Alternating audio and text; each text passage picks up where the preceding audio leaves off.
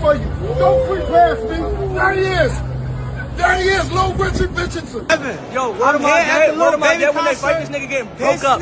Word am I there? Are you gonna post this? You're trash. Devin, you trash. You're not gonna post Devin, this. I have you He can only say the same thing.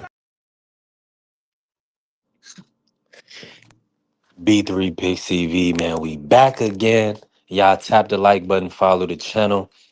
We definitely working, help the channel growth. Shout out to the Sports Talk Network, the People's Network. Hey, we building. I got my brother D Free in here. Make sure y'all follow D Free Sports Talk. Salute to CDK Boxing.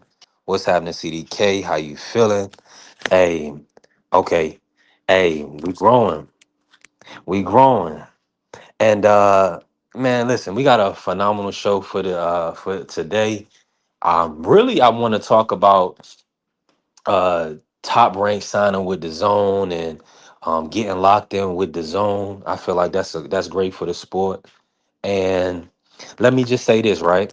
For everybody that's coming in, we doing the channel a little different, and we are doing members only panel.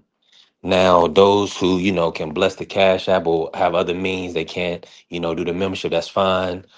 Tap in with me, lock in with us, and, we'll have other avenues. But I'm doing giveaways monthly starting with April 1st. I am going to actually increase it. I thought about it because since we have 12 active members right now, we're going to do, instead of the $25, we're going to do $40.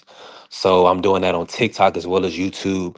It's going to be a $40 type raffle for everybody that's active on the membership. So please join the membership if you can.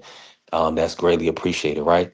Now, and it's grassroots, so we building from the ground up. So we need that support. We're not getting any YouTube money, and I'm doing this full time on TikTok and YouTube. So I definitely need that support. I appreciate my brother Free joining the membership, and a lot of other people that have joined the membership to ensure that the channel can grow. Now, let me get to the show topic. Free. We're gonna cook like this to start us off. We're gonna talk top rate signing with the zone. What's your thoughts on that deal? Reportedly they're gonna have 8 to fight cards a year. What's your take on that? And then we'll get into the rosters later. We're gonna talk about the rosters as far as top ranked roster versus other rosters in the industry right now. And maybe we'll set up a 5v5, something of that nature based on whether we want to see a top rank versus Matchroom, because they are talking about quite a few fights, like a Xander Boots and amongst others. Break that down, Free. What's your thoughts on top rank signing with the zone? That's a good move. That's one less hurdle that they got to worry about now that they on the same platform. It's not so much okay who platform this fight is going to be on. So when you can eliminate a hurdle, it makes it that much easier for these fights to get made. Now it just comes down to who's the A side and the money split.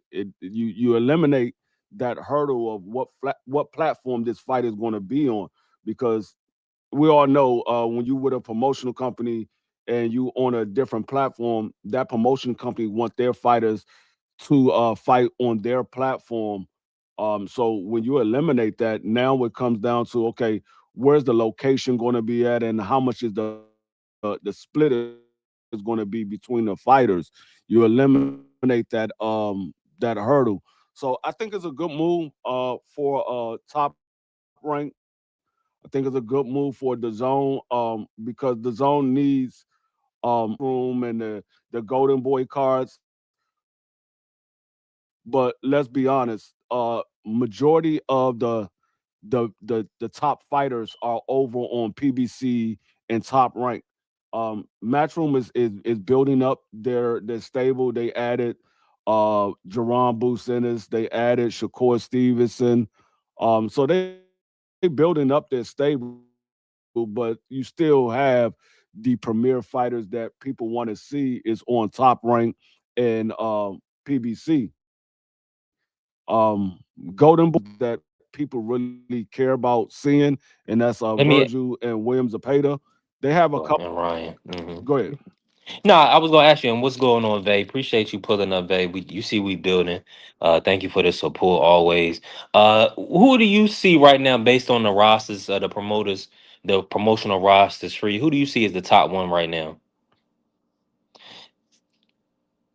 Just as far as the roster, maybe if you could see maybe like their top The 5 or top top 10 guys. roster, Hmm.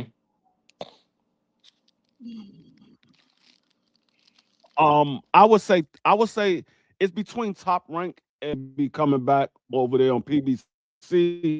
You got Tank, you got David Benavidez, you got Sebastian Frendora, Earl's supposed to be coming back. You got Earl Spence, uh, Jamel if he actually comes back. You got Jamel, you got Jamal. So they still have those guys that a lot of people like to see. Top rank, they got Adula Mason, who's a new champion now. You got Xander Zayas, he's a unified champion. You got Keyshawn Davis. You got Monster Inouye. So they got a lot of young guys that's coming up. So I would say it's between Top Rank and PBC. Like I said, Golden Boy, they got two stars that people like to see. Matchroom is trying to grow their stable, but it still comes down to Top Rank and PBC as the two premier platforms or promotional companies, I should say. Absolutely. Yeah, and now the on with the I think I do like the Matchroom roster at right now based on them having Boot, Shakur, Bam. They do have, and of course, they got Callum Smith, who's coming up to fight David Morrell. So they got a definitely a lot of names right now, and I know I'm omitting a lot, right? As far as Queensberry, they have a talented heavyweight roster, right? And, it's a lot. They got a lot of UK fighters. They got Yeah. Yadi Herrera as well. No baby, who's the interim at 135. So it's boxing is in a good place right now. Now with top rank roster, I don't know if you saw the graphic free of who top rank has kind of like as their flagship fighters moving into the future. And the main ones is Abdullah, Xander, and Keyshawn Davis. Now, what's your take on those three fighters? Do you feel like they can carry Top Ring as a brand, or do you see somebody else maybe that they need to sign, or maybe you think Scooter Davis might be the future? Break that down, free, based on I mean, Top yeah, Ring kind of positioning Abdullah and Xander and Keyshawn. yeah. I mean, like I just literally just pulled up top ranked fighters. The first person you see is Xander Zayas, then it's Keyshawn Davis, Adula Mason, Emiliano Vargas, Shushu, um, Sammy I cannot pronounce his last name. They do got Scooter Davis. Top rank got Scooter Davis. Um, Yeah, I didn't know that. I didn't know Top Rank had Scooter Davis. Yeah, so yeah. those are the upcoming guys right now. Those are the future of boxing because all of those guys are 26 or younger. Because I think Shushu might be 27. Shushu might be 27, but all of those guys are still in their mid to early 20s. So those are the upcoming stars. If I say somebody that they should try to get that I see that's out there, I like the guy, the body snatcher that's with Pro Box. I like him. I think one of these top promoters need to get him. I forgot, I cannot remember his name right now. I just know him as the body snatcher, and he's from DC. I cannot think of his name right now. Is that But they he call it fights Ben for Pro Johnson? Ben Box. Johnson? I think it's Ben Johnson. Maybe. Is that John? He fights at 147. I know he fights at 147.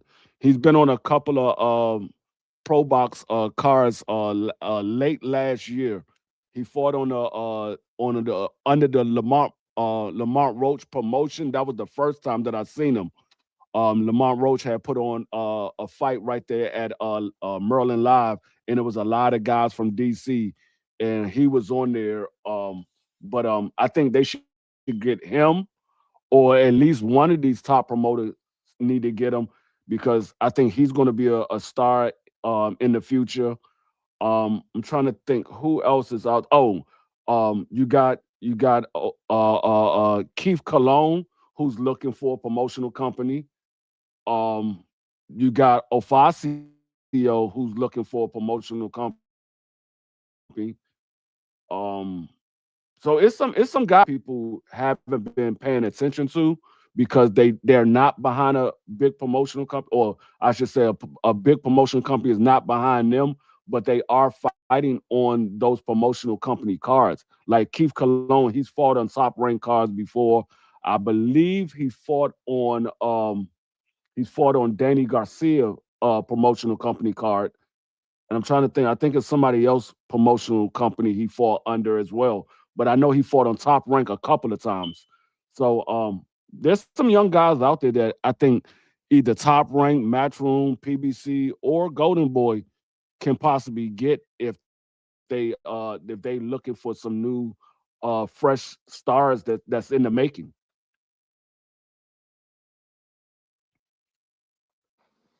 Yeah, absolutely. And I believe it is Ben What is this Johnson. guy name? Ben Johnson with 7-0, 7 KOs free. Um, I don't. It didn't show him listed, but maybe it's somebody else. Um, man, CJ Rich, salute, bro. Appreciate you pulling up on us. We simulcast, or I guess we'll do, call it a dual stream on D Free Sports and B3 Picks TV. We definitely building. Make sure y'all tap the like button and follow both channels. Help our channels grow. And support if you can. Bless the super chat if you can. The super thanks, the PayPal, anything like that is all greatly appreciated. Hey, we grassroots, so we building from the ground up, and we need that support on a regular. So we definitely appreciate you joining the membership. We doing giveaways every month. So this will be the first month, April 1st. We're going. I upped It's it. not. It's not Ben Johnson. It's not Ben Johnson. I know Dub Rice. I know who he is because Dub Rice I like him too. But no, it's not Mm, Ben Johnson. I'm looking at Ben Johnson now. It's not him. okay, I'm gonna figure out who it is. I'm gonna look him up. I'm gonna figure out who it is. But I know he's fought on the Pro Box. got you. I got you. And so yeah, so we got it's an exciting time. Right now. We have a lot of activity now. Top Rank is signing with the Zone. That kind of makes a lot of the fights I would deem to kind of be easy to be made between Matchroom and Top Rank. I mean, we'll see how everything plays out. There are reports that Jared Anderson is going to be signing a co-promotional agreement with Queensberry Promotions. So I'm pretty sure that means that he'll be fighting some of the UK heavyweights, some of the Frank Warden heavyweights. Maybe he'll get a Joe Joyce, somebody like that. Maybe not his first fight back, right? But eventually. So we'll see what Queensberry and Top Rank have in Right. store for Big Baby Anderson. Go ahead, Free. Would you? What's going on, CJ? No, I was just saying what's up to the people in the chat. So, what's your thoughts on this Xander versus Boots matchup? Free, like that'll be a kind of like a co-promotional type of situation, possibly where both of the promoters probably have a stake in a fight, and they may even look to do a 5v5, make it a big event, maybe even a ring event. Do you foresee that fight happening, or do you feel like it's going to be a lot of kind of hurdles to get that matchup over the line? Actually, it makes it that much easier for the fight to happen now that Top Rank is with the Zone. It makes it that much easier because it's not a matter of co-promotion because it's going to be a co-promotion because Bob Erm is the promoter of Xander and Eddie Hearn is the promoter of Jerron Bucenis. So it's going to be a co-promotion. It would have been a matter of where the fight is going to be shown at. Would it be on the Zone or would it be quote unquote on the Tubi? Because remember, Top Rank was putting a few of their fights on Tubi at the beginning of the year. Now that Top Rank is with the Zone, it makes it that much easier for the fight to happen. Now it comes down to where's the location, not so much of who's going to be, what platform is it going to be on? It's the location because We know Xander Zayas wanted to have his fight in Puerto Rico, but if he's getting a fight with Jerron Bucenas, Jerron is probably not going to go to Puerto Rico to fight Xander Zayas, and I think Xander Zayas will concede to fighting in the states, being though that this is the biggest name fighter that Xander Zayas has been in the ring with. So, like I said, I think it makes it that much easier for that fight to happen, though.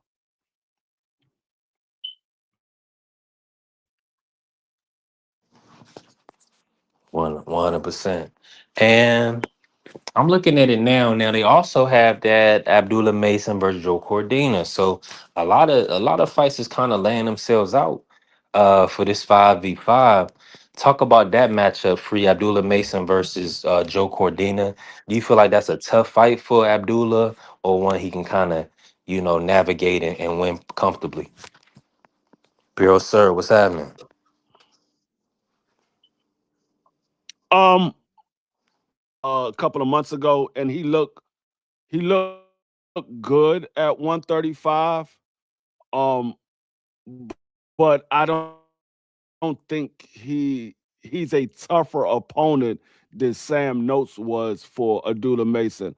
I think Abdullah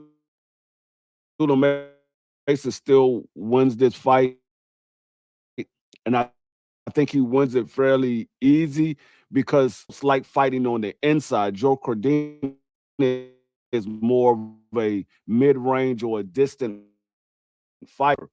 Well, fighting at mid-range or a distance, that's fighting to what Abdullah Mason likes. The better defensive fighter. I think Abdullah Mason have more power than Joe Cordina. So I don't think Joe Cordina really has a chance to win on an off night.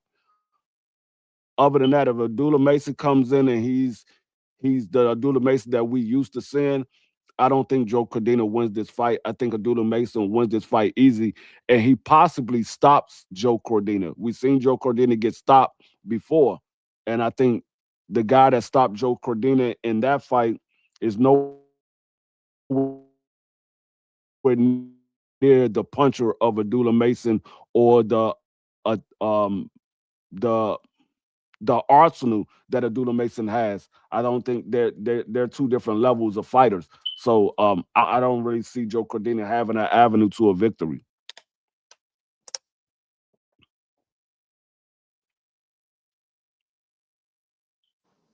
Yeah, and shout out to Vay. I appreciate you. Yeah, support both channels for sure. Hit the like button if you can. Hit the follow. Bless the channels. Help the channels grow. That's what we need. Now, okay, so that's two fights down. Um, Let me think of another matchup. Somebody that needs a fight. At I like. 140, I like Emiliano Vargas. I like Emiliano Vargas versus I want to say somebody one of the UK fighters. I'm not going to say Africa because I don't Mhm. know if Africa even takes that fight. But I The like one I four like fight. one of those UK fighters versus Emiliano Vargas at 140. Another good fight. Maybe like somebody that's up and coming from the UK. Let me look at Matchroom. I need Yeah, to to pull get up the Matchroom roster. yeah to So that get way give we can get him acclimated Emiliano when we get Vargas some shout out a to Diz test. too. Right. 1000%. Let me see. Okay, we're gonna look at the super lightweights. Okay. Nah, I don't think Keyshawn chumped Abdullah Mason. Abdullah Mason said he said, I'm right here. When you get past your fight, I get past my fight, and we can set up that fight. Abdullah Mason's he ain't back down from Keyshawn. But we know after that whole altercation or that whole exchange of words on the platform and Keyshawn missed weight, Keyshawn plan was to go to 140. He never planned to fight Abdullah Mason. His plan was to go to 140. Is Cambosis, is that too big of a name for Emily? Oh, he said he want a former champ. Shout out to Dr. Cam. So that might be the fight. I see Cambosis right here. You think that's a good fight for No, I think Emiliano, though? that I think that's a That's a great fight. Hmm. Yeah, Shout that's out a to Dr. what's going Cam. on, Cam? Appreciate That's a you. great fight for Emiliano Vargas. That that put his name on the map fighting against Cambosis because I mean Cambosis is known for beating Tio. He's been in the ring with Devin. He's been in the ring with Loma. He's been in the ring with Africa. Why not get in the ring with an upcoming guy like Emiliano Vargas? That will put Emiliano Vargas name on the map as one of these contenders now. No longer would they look at him as a prospect; they look at him as a contender now. So I like that fight for Emiliano Vargas.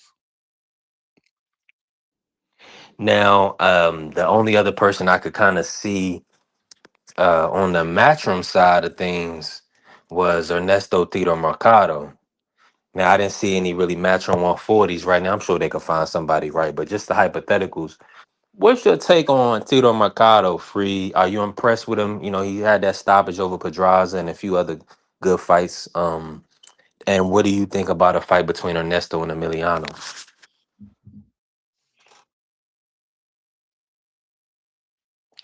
Um, that's a good fight. You got two upcoming prospects. Because Makino is not a contender right now. Emiliano Vargas is not a contender right now. They're still in that prospect stage. Um, so I mean that's a good fight. If you really want to see where Makito is at and you want to see where Emiliano Vargas is at, that's a good fight because one of those guys is going to lose, but is going to push the other guy to out of being a prospect to being a contender. 1000%.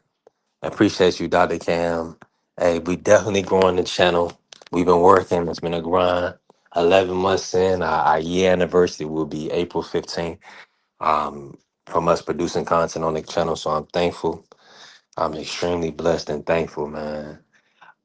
And shout out to the lovely doctor. That's what I'm talking about, putting color in the chat. I asked God, I said, I want genuine people around me to want to see me do well. And we've had color in the chat every day since we our monetization 3 weeks back, going on, we haven't completed 3 weeks, but 2.5 weeks. So I'm thankful. Appreciate you, combos with Cam. Make sure y'all follow Cam too. Beautiful lady, great conversation. You can definitely find peace and understanding about life and mental health and different things that we go with as humans. So and good people. So Cam says, salute to both of you. Peace and blessings to you always. Thank you for that. And thank you for that encouragement and that love today. That's what I'm talking about, man. Teamwork made the dream work. We're gonna keep building. Shout out to pugilism in here. We definitely growing. All right, so maybe we'll get so out. We done set up our three fights on our 5v5. We got right now the main event, Xander versus Boots. Um, Co-main event, Abdullah Mason, Joe Cordina. Third fight on the card, uh, Emiliano Vargas versus George Kambosos Jr. I like that card already. And we got to just figure out who else is somebody that's kind of should be is being moved by either Matchroom or Top Rank Free. Hey, Is there anybody you could think of that you what's going on, hey, Dang? hey! I got one for you. I got one for you. To move Abdullah Mason out of the coal main, we put Bam Rodriguez versus Monster Inouye. Man, that'll be fire. But now, yeah, they didn't use anyway on their graphic. So I'm leading to believe free that I mean he's no longer under a contractual agreement with Top Rank. Dang, what's happening? Free, what you think about that fight? What's your thoughts on that matchup? Do you foresee that's one Might that have Bam can fought win? his last fight. You said Keyshawn press Mason again, dang. Free, can Yeah, you hear it's me? one that he can win definitely. Okay. Yeah, yeah, I can hear you. Yeah, no, it's definitely one that Bam can win. Um, it's just a matter of, is Bam going to be defensively responsible? We've seen Monster anyway get sat down multiple times now in his career. Um, I mean, we never seen Bam Rodriguez get sent down. We never really seen Bam Rodriguez get tested. So it's a matter of, is Bam Rodriguez really what we believe he is, or is it just the level of opponents that he's been facing that Bam Rodriguez has just been much better than? So it's going to be a test. I think Bam Rodriguez can win the fight. Will he win the fight is the question. Yeah, now he did. Now Estrada did put Bam on his pockets, and he got back up and to stop Estrada. That was a I would say Estrada was a Oh, he tough did. test. Yeah. So and then he fought through adversity. I know that one fight. I want to pull up this kid's name so that way I have it on record because I never say his name. The guy that broke Bam jaw, Bam had to fight through that. I mean, that was a wild fight. Let me see. Um, I believe, yeah, that was the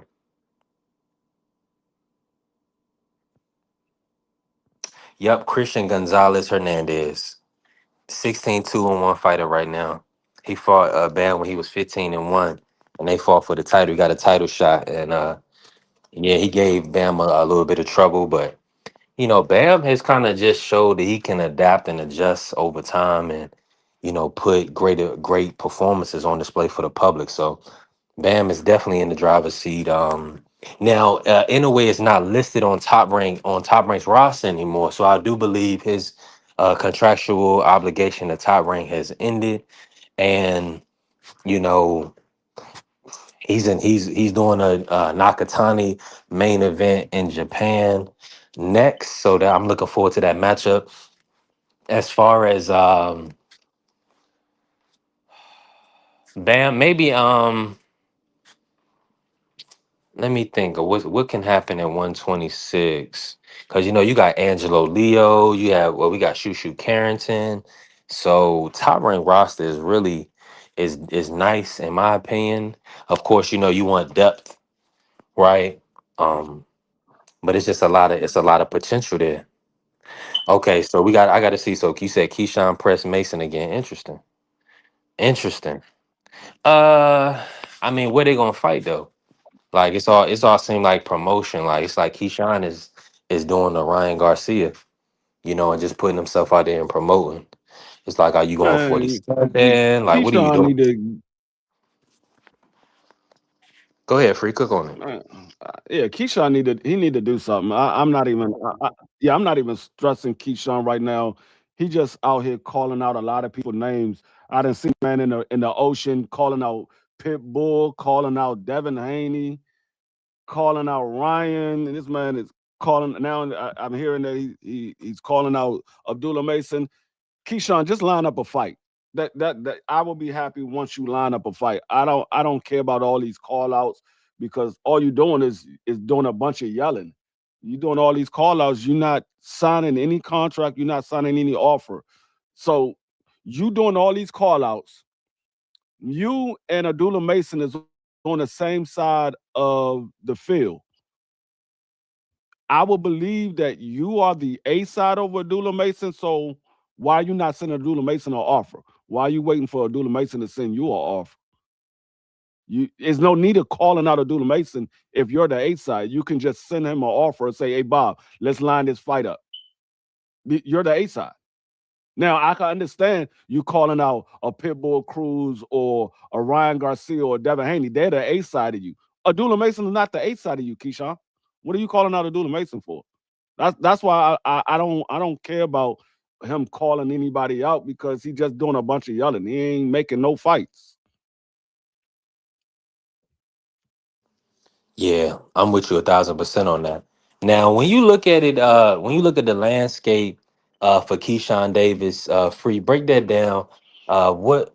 What do you see like as a couple of fights that you actually want to see him in and test himself? Who do you foresee as a guy that's going to either has the opportunity to beat him at 140 or 147. I mean, there's three fights he can get at 140 right now because we know he's not going to fight Shakur, but you could fight Antonio. I mean, Antoine. You can fight Antoine. You can fight Africa. You can fight uh uh uh Dalton Smith. Those are three fights you can fight. I would say maybe Africa the only one that will actually try to say he's the A side over you. I don't think Dalton Smith really cares about A side or B side, and I know Antoine don't care about A side or B side. So there's three fights right there that he can have if he wants those fights. I don't hear him calling out not near one of the champions at 140. He's talking about 47. I didn't hear that man call out not near champion at 40.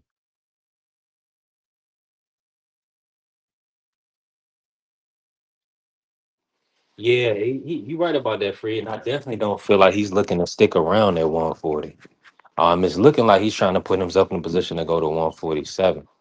Now, I mean, if he can get a title shot with Lewis Crocker, I'm happy for him.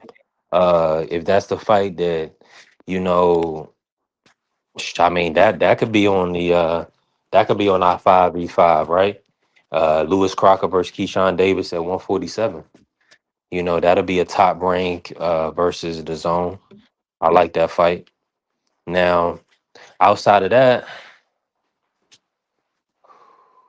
mm, I definitely want to see Keyshawn mix it up. I know this is both top rank guys, but Tiger Johnson versus Keyshawn Davis is a phenomenal fight at 147. So I like that fight as well. So it's some options on the table for Keyshawn, uh, whether they be, domestic options, they call them domestic dust ups, and or like, foreign, international options, right? Lewis Crocker, Liam Pardo. He may can Hmm. fight Nathaniel Collins. Nathaniel Collins is well, not Nathaniel Collins, excuse me, Connor Walker. Connor Walker would be an interesting fight. So, well, he'll probably stop Connor respectfully, but that'd be a good fight. Um, you said Tiger would get beat up Yeah, versus Mason Keyshawn. that's another good fight too. What's that? Talk to me, Free. Um, I don't know if he will. I mean, I would favor Keyshawn in that fight because I think Keyshawn is a bigger puncher than Tiger Johnson. But I'm not 100% sold that Keyshawn beats Tiger Johnson. Tiger Johnson looked a lot better since he's been at 47. He's looking a lot better. I'm not 100% sold. I would favor, but I'm not sold. I mean, I would These are favor strong words, Tiger Dank. Johnson Dank. right now because I would favor Tiger Johnson right now because Abdullah Mason is at 35. So Abdullah Mason jump up two weight class. I would favor Tiger Johnson. Mm. Yeah, it looks like Tio was only gonna make big money fights. I don't think Tio and is gonna fight Tiger Johnson. But Tiger, Dank said Tiger would not be world champion. Mark my words. Mm, that's strong, my brother. Yeah, that's I strong. don't know about that because right now 140 147 is weak right now. I don't Yeah, know about that. and I could see Tiger I John. mean, I'll take Tiger it's Johnson to weak. beat Lewis Crocker. So we can't say he Yeah, can't I win can a see him belt. beating Lewis Crocker. I Yeah, can see Tiger Johnson beating Dagon Rolly Romero. yeah, So absolutely. I'm not gonna say nobody can win a title because you never know how these daggone titles get moved around and they line it up for somebody to have an easy title shot. So I'm never gonna say that a guy's not gonna win a title unless that guy is just purely trash. So I'm never gonna say anytime you've seen Rolly become a two division champion, I can't say anybody's not winning the title because I think Tiger Johnson's a better talent than Rolly Romero. Yeah, Rolly kind of changed the boxing landscape forever. It's kind of hard to deny what he's done. And now people even calling him a three division champion free. Like even Shannon Sharp called Rolly a three division champion. Are you okay with that change in the sport to include interim titles? No, And and what should just break that down for the people. no, you cannot include a interim title, and in the same breath, you don't include the quote unquote WBA regular belt. That don't even make sense. So you don't want to acknowledge the WBA World Championship, but you want to acknowledge an interim title. In that case, we might as well say Virgil is a two division champion. He's been a interim title holder in two different divisions. He ain't never been a world champion. We're not giving up no daggone interim title as a championship belt. It's an interim title. You are uh, that's like saying you are intern at a company. You're an intern. You're not an actual employee. You're an intern. That's what the interim title is. You're not an actual champion. You're an interim champion. Man, teach free because the bot. I mean, this is it's just nasty. It's just. I mean, it's all type of disgusting because all the casuals going to do is they're going to take whatever the promoter sends. So if the promoter sends, hey, I want you to call Rolly a three division champion. He had a, that's all Shannon. They just going to regurgitate what they hear. They're not doing the research. They're not going to hold a line and hold down for history of the sport. All they're gonna do is they're just gonna take what they're being told and move forward, and then help with the promotion the best way they can. But it's up for the hardcores, the people, the purists, And the they're people going that's been they're around for going years to know. Cook free. they're going to lose that argument every single day. I'm like, he's a three division champion. What three belts did he have? Because if you can't name the three belts that he have, you can't say he a three division champion. So they're going to lose that argument every time. We go, oh well, he was a 135-pound interim title holder. That's not a world championship. That's an interim title, not a world championship. So I mean, no, I mean these people say certain things, but like I said, it's our duties at content creators and talking about the sport to let the people know exactly what's going on with the sport. That's what we are here for, to let them know what's going on in the sport and let them know what the real is. Because I'm not gonna sit here and call nobody a interim title holder a champion. Yeah, they got a belt. So does the NFBA. That's a belt as well. That's not no world title. It's a belt though. All those little belts they was giving away over there in the UK when the zone was putting on them daggone fights. Those are belts, but they ain't world titles.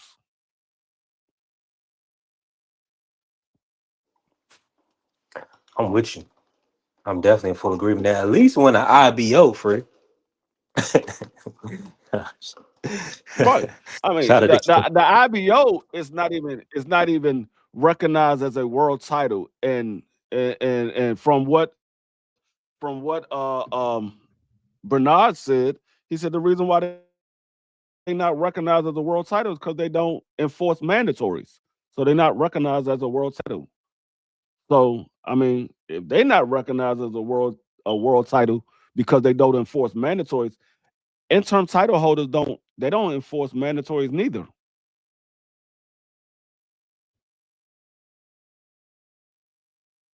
right. Right. Yeah, you have to count the regular. You have to count the WBA regular. Shout out to Pooh. Yeah, you have to count the regular. You have because that's the history of the sport. It's just the only reason why it's a conversation at all is because there's multiple champions in one sanctioning body. And that's not the fighter's fault. That's the sanctioning body double dipping and trying to keep their business afloat. That don't have nothing to do with the fighter. The fighter just go out there and get his money and kick ass. They're not dealing with the And see, politics that and that that's behind the scenes. And that was because the WBA, when they first came up with the super title, it was for a good reason. But then they just started giving it to everybody. You don't need it. You the super title was so you can make the undisputed fight, so they wouldn't have to worry about the mandatory. They can make the undisputed fight. Once they become undisputed, you can take the super back. They don't have to keep the super. That was just so they could make the undisputed fight. That was the reason why it was created. And if you notice, the WBA Super is the only championship belt that do not have a mandatory. Everybody else have a mandatory. The WBO Super has a mandatory. It's just every 18 months, but they still got a mandatory. The WBA Super does not have a mandatory at all. It's the WBA World Title that fights all of the mandatories.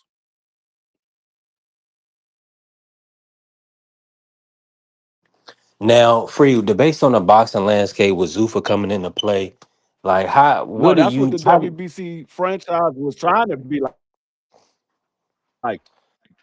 yes, but the art the marketplace determined that they couldn't. I appreciate everybody that stood against the franchise title and protected kind of Devin Haney, and it was more it maybe has a lot to do with Devin being in that position, but it was more so it being wrong, and the fact that they said that it could not transfer, right, the status could not transfer, and then they allowed it to be transferred and allowed Tio was able to move around Devin, so it was like enough is enough. So shout out to the boxing public and a shout out to Team Haney and everybody involved, Matchroom or everybody that was involved to kind of ensure that you know we keep boxing on an even playing field as much as possible. There's a lot of corruption, but we want guys to get their opportunity.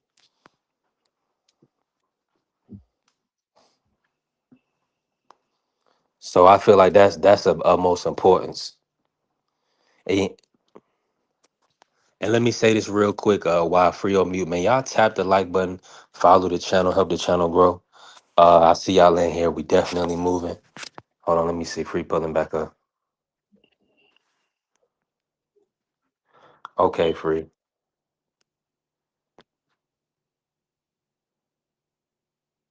You on mute right now, Oh, free. yeah, no, yeah, I was just jumping off the other because it was delaying. My laptop was delaying, so I said, let me jump on my phone. Got you. I definitely got you. And salute to Coach Eddie pulling up. I see y'all in the building. Y'all already know we do members only panels. That's really to ensure we kind of get our engagement and our growth the right way. This is not the free entertainment network over here. We definitely have to generate revenue. It's just that simple, and I'm gonna do my best to ensure that that happens, and we keep moving forward. We're gonna be doing a giveaway or like kind of like a raffle on April 1st. Everybody that's in the members, shout out to we got 12 active members right now.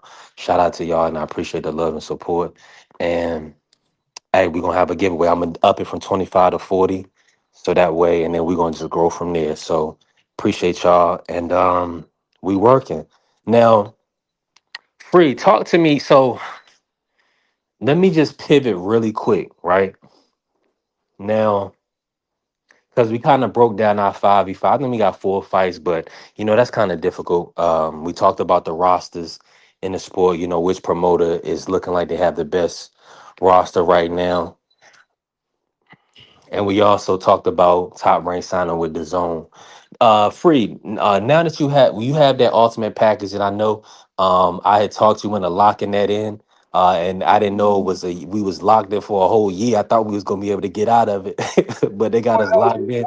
you can get out of it. You just have to cancel your membership, so you can get out of it. Right, right. But if Um, you want to not owe on it anymore, you got to cancel your credit card. Well, because they gonna right. try to bill you, they gonna try to bill you for the.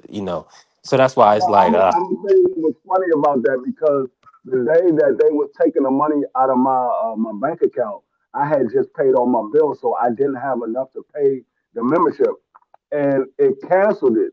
It canceled the membership, so I was able still to see the zone. I just couldn't click on any of the fights. So as soon as my money hit the bank, it automatically took the money out. I was like, damn, I didn't even get a chance to tell y'all to go ahead and take it. Y'all took it off the break. So they took that joint immediately. As soon as the money hit the account, they took it. Yeah, they want their money. They're not playing at all. Now, speak about this free, just about with all the people kind of, I mean, outside of Zuffa with who's with Paramount and PBC with Amazon Prime. Break. Do you feel like we're going to get our money's worth, or do you already believe we were getting our money's worth? They guarantee, they pretty much try to guarantee us 12 plus pay-per-views for the year. So, do you feel like it's worth it to have the bundle to ensure to make sure you can watch all the top ranked Golden Boy, Matchroom, Queensberry when they're available, I and the mean, pay-per-views? it's worth it now. It's worth it even more now that Top Rank is over there because now you're going to be getting a lot more fights and a lot more a lot money's worth. You're gonna get a lot fights that your money is that's worth your money. So I think it's more um it's more what's the word I'm looking for? It's better for it now that Top Rank is there. So because if you think about it, if you had all these fights and they was on pay per view, you'd have been paying $75, $80, $100, or whatever the pay per view price is, on top of what you're paying for the stream. Now that the way that the zone did it, it's part of your plan. So you pay $45, you don't pay anything else. So it's kind of worth the money that you're paying because you're really because before they added that package, I think the zone was like 27, $28 a month. So they only added like another $17 or something like that. 1000%. Now I don't know if you would call it grandfathered in or whatever. I was on like a little special. I think I was paying like $13 a month or something like that. So and back in November when they had the Ben Eubank Jr. rematch, and then they had Haney Norman Benavidez Yard card right after that. I was like, it was kind of like I had to, bite the bullet because nobody want to pay for two pay-per-views back to back. And then, anyway was coming up in December.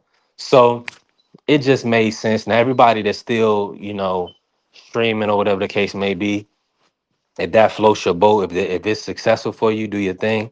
God bless you and all. But I'm gonna be honest. I like the fact that I can pull up the zone on my phone while I'm moving around, and watch the fight with no problems. So I'm thankful for it. Let me bring in Coach Eddie to cook on some of these topics free. Coach Eddie, how you feeling today? Talk to us, Coach, and we're gonna and talk about a top rank signer with the zone. What's your thoughts? All right, what's good, B3? What's good, D Free? Shoot, man, everything good, brother. I like the move, man. You know what I'm saying? Like these guys are starting to collaborate, man, and they have to do these things, man, because like you said, with Showtime going out of business, HBO going out of business, a lot of these platforms that were staples in boxing, even as far back as Friday night fights and Tuesday night fights, these were staples that I grew up watching, man. You had Tuesday nights was a USA boxing. Got some good matches there. Friday night fights. We seen some classic matchups there. We had Showbox. We had Showtime Championship Boxing. HBO after dark and HBO show Championship Boxing. We also had Pro Box, not Pro Box, but Showbox. Shout out to Pro Box for doing their thing also. I think we got to big up that platform because they put on some good shows, man. So anyway, Top Rank is a big player in the game, man. You know what I'm saying? And we need those promotion companies to stay afloat because, like I say, the way of doing business, man, everything is different. We went from 8 tracks, we went from vinyl, 8 tracks, cassettes, CDs to streaming. You know what I mean? So everything's going to change. Everything can't stay the same, man. So, like I say, that old business model of everything, well, the pay-per-view business model. I'm gonna say this because you touched on it a little bit earlier with what the zone did. It was smart what they did. They basically lowered the price point. are the pay-per-view in the essence. You know what I'm saying? Because think about it, bro. Everything is sky high, man. Groceries is high, gas is high, auto insurance is high. Everything, all the cost of living has went up all the way across the board. And a lot of people don't have that disposable income, to be able to drop $80 on the pay-per-view. If you buy two pay-per-views, your cable bill gonna be like 350 at the end of the month. Cause they already Yeah. charge you like 150 for the cable bill. So you're gonna be like Mhm. 320 and some change, basically a used car. You're gonna have like a little car note. You know what I mean? For cable. Absolutely. So they lowered the price point, man. So that was good, man. So now what they doing now, they forcing these guys to fight each other because the fight has to be deemed pay-per-view worthy. You know what I'm saying? So I mean, you just can't put Absolutely. fighter A in with anybody. You got to make sure that it's another marquee name or this guy bringing some type of value or some type of fan base. Bringing something to the table, so to speak. You just can't just put anything on pay-per-view. And I'm not trying to criticize PBC, but people got some fights were pay-per-view worthy and some fights that had no business being on pay-per-view. And I think the reason why they were doing that, they were just basically like, look, we'll just take anything we can get for pay-per-view.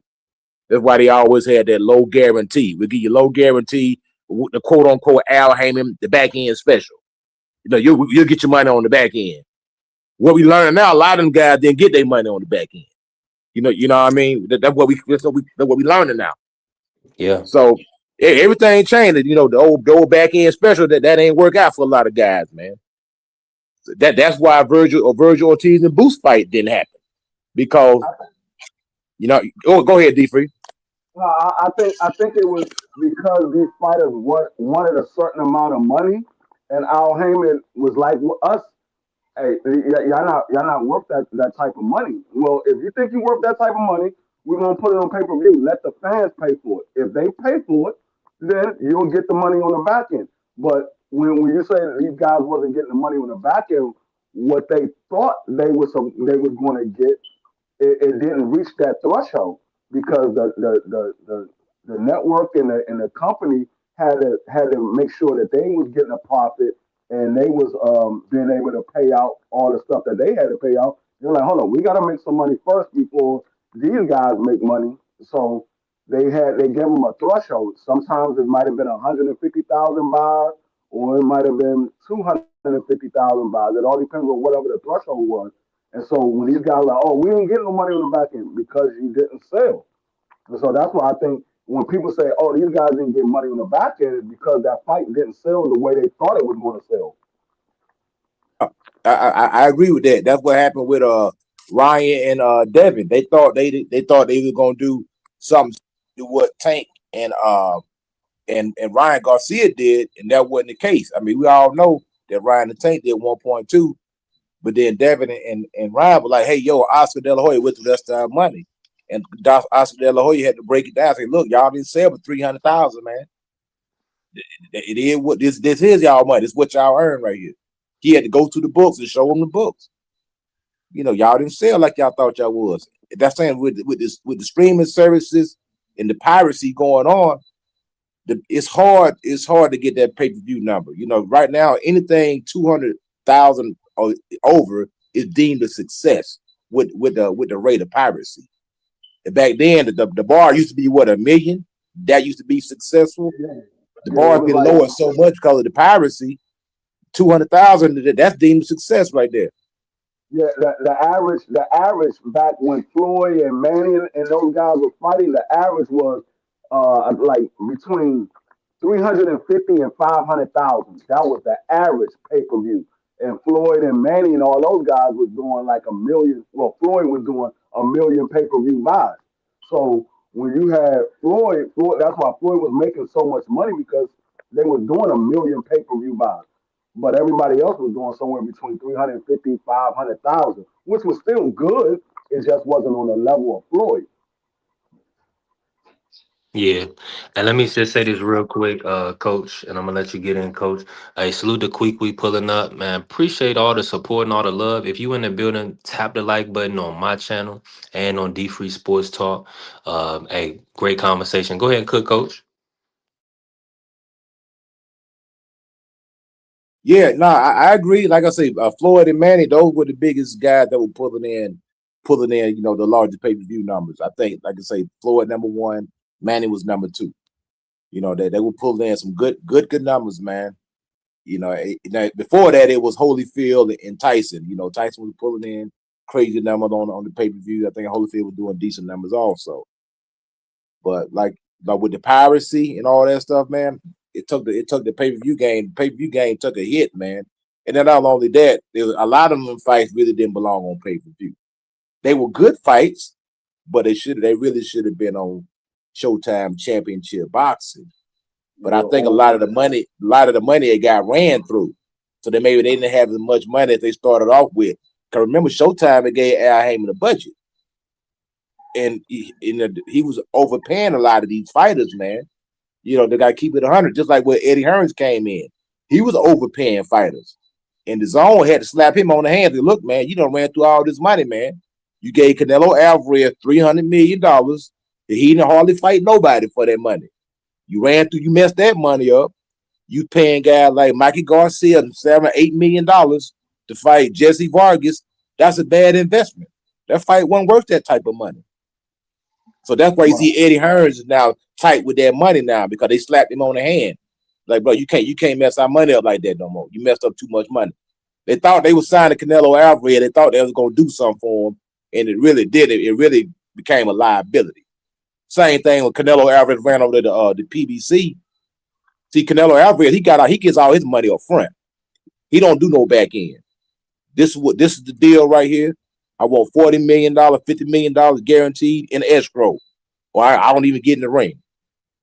And that's why Tank Davis got upset with the PBC, Al Heyman, and all them guys, because I'm supposed to be y'all flagship, but y'all pay me the money that I'm worth. Y'all paying Canelo his money guaranteed.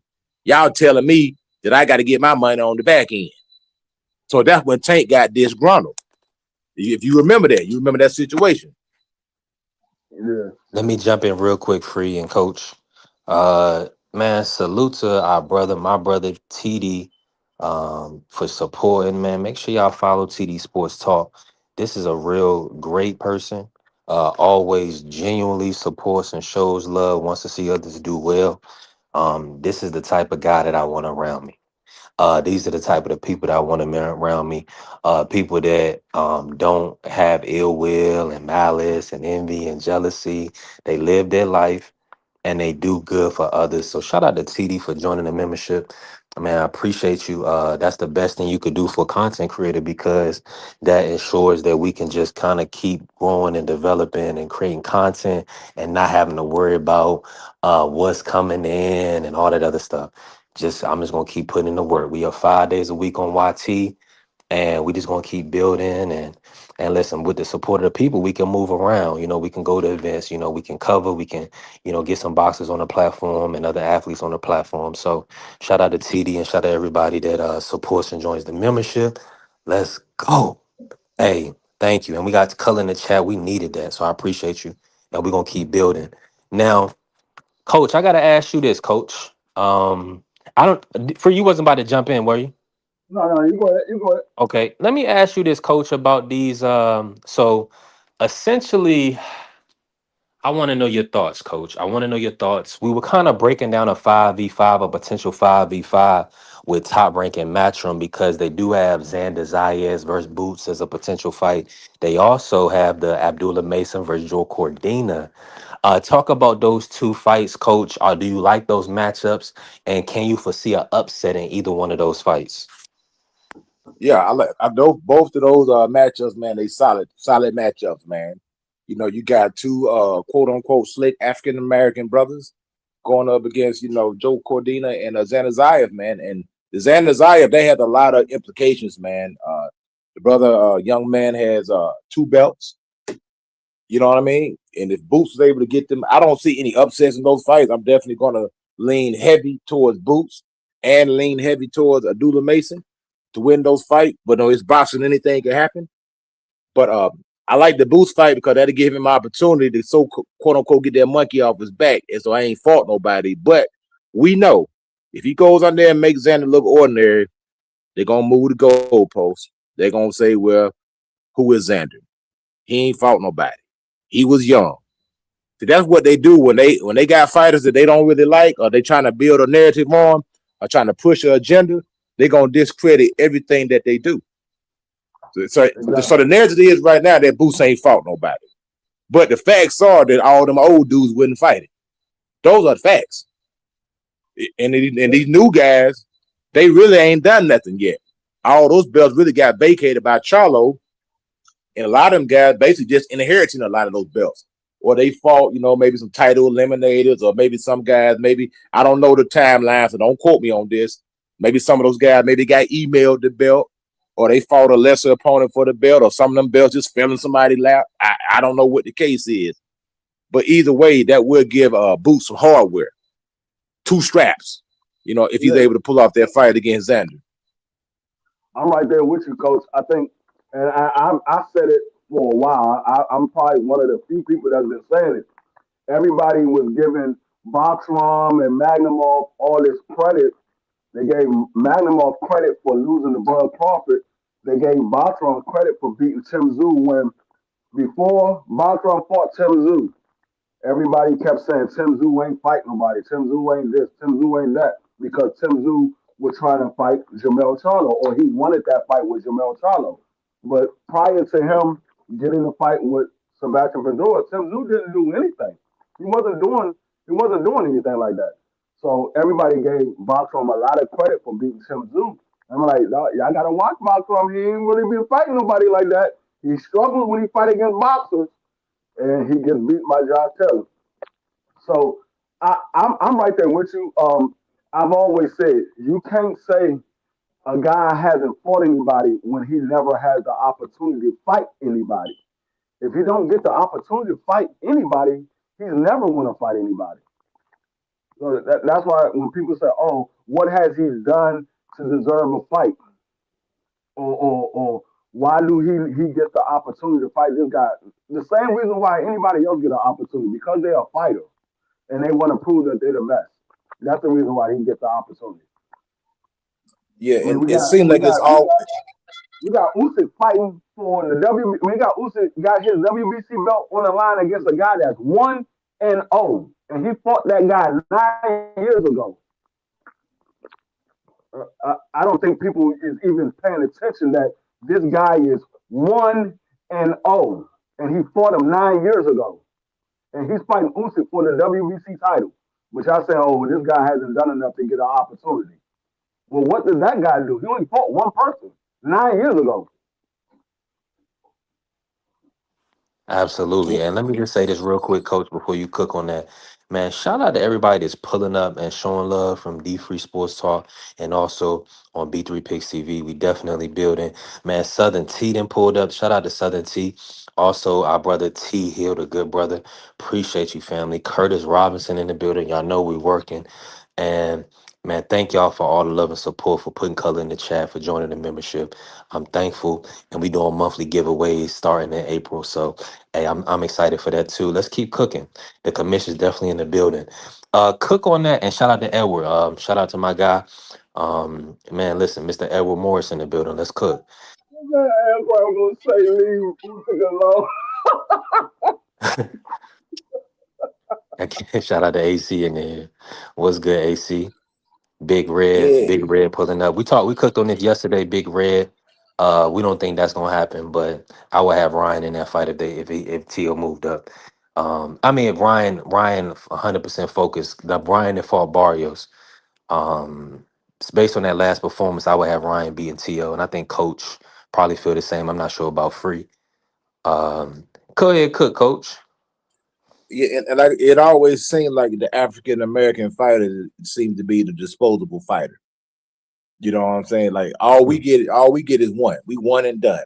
It's kind of like we get a single elimination.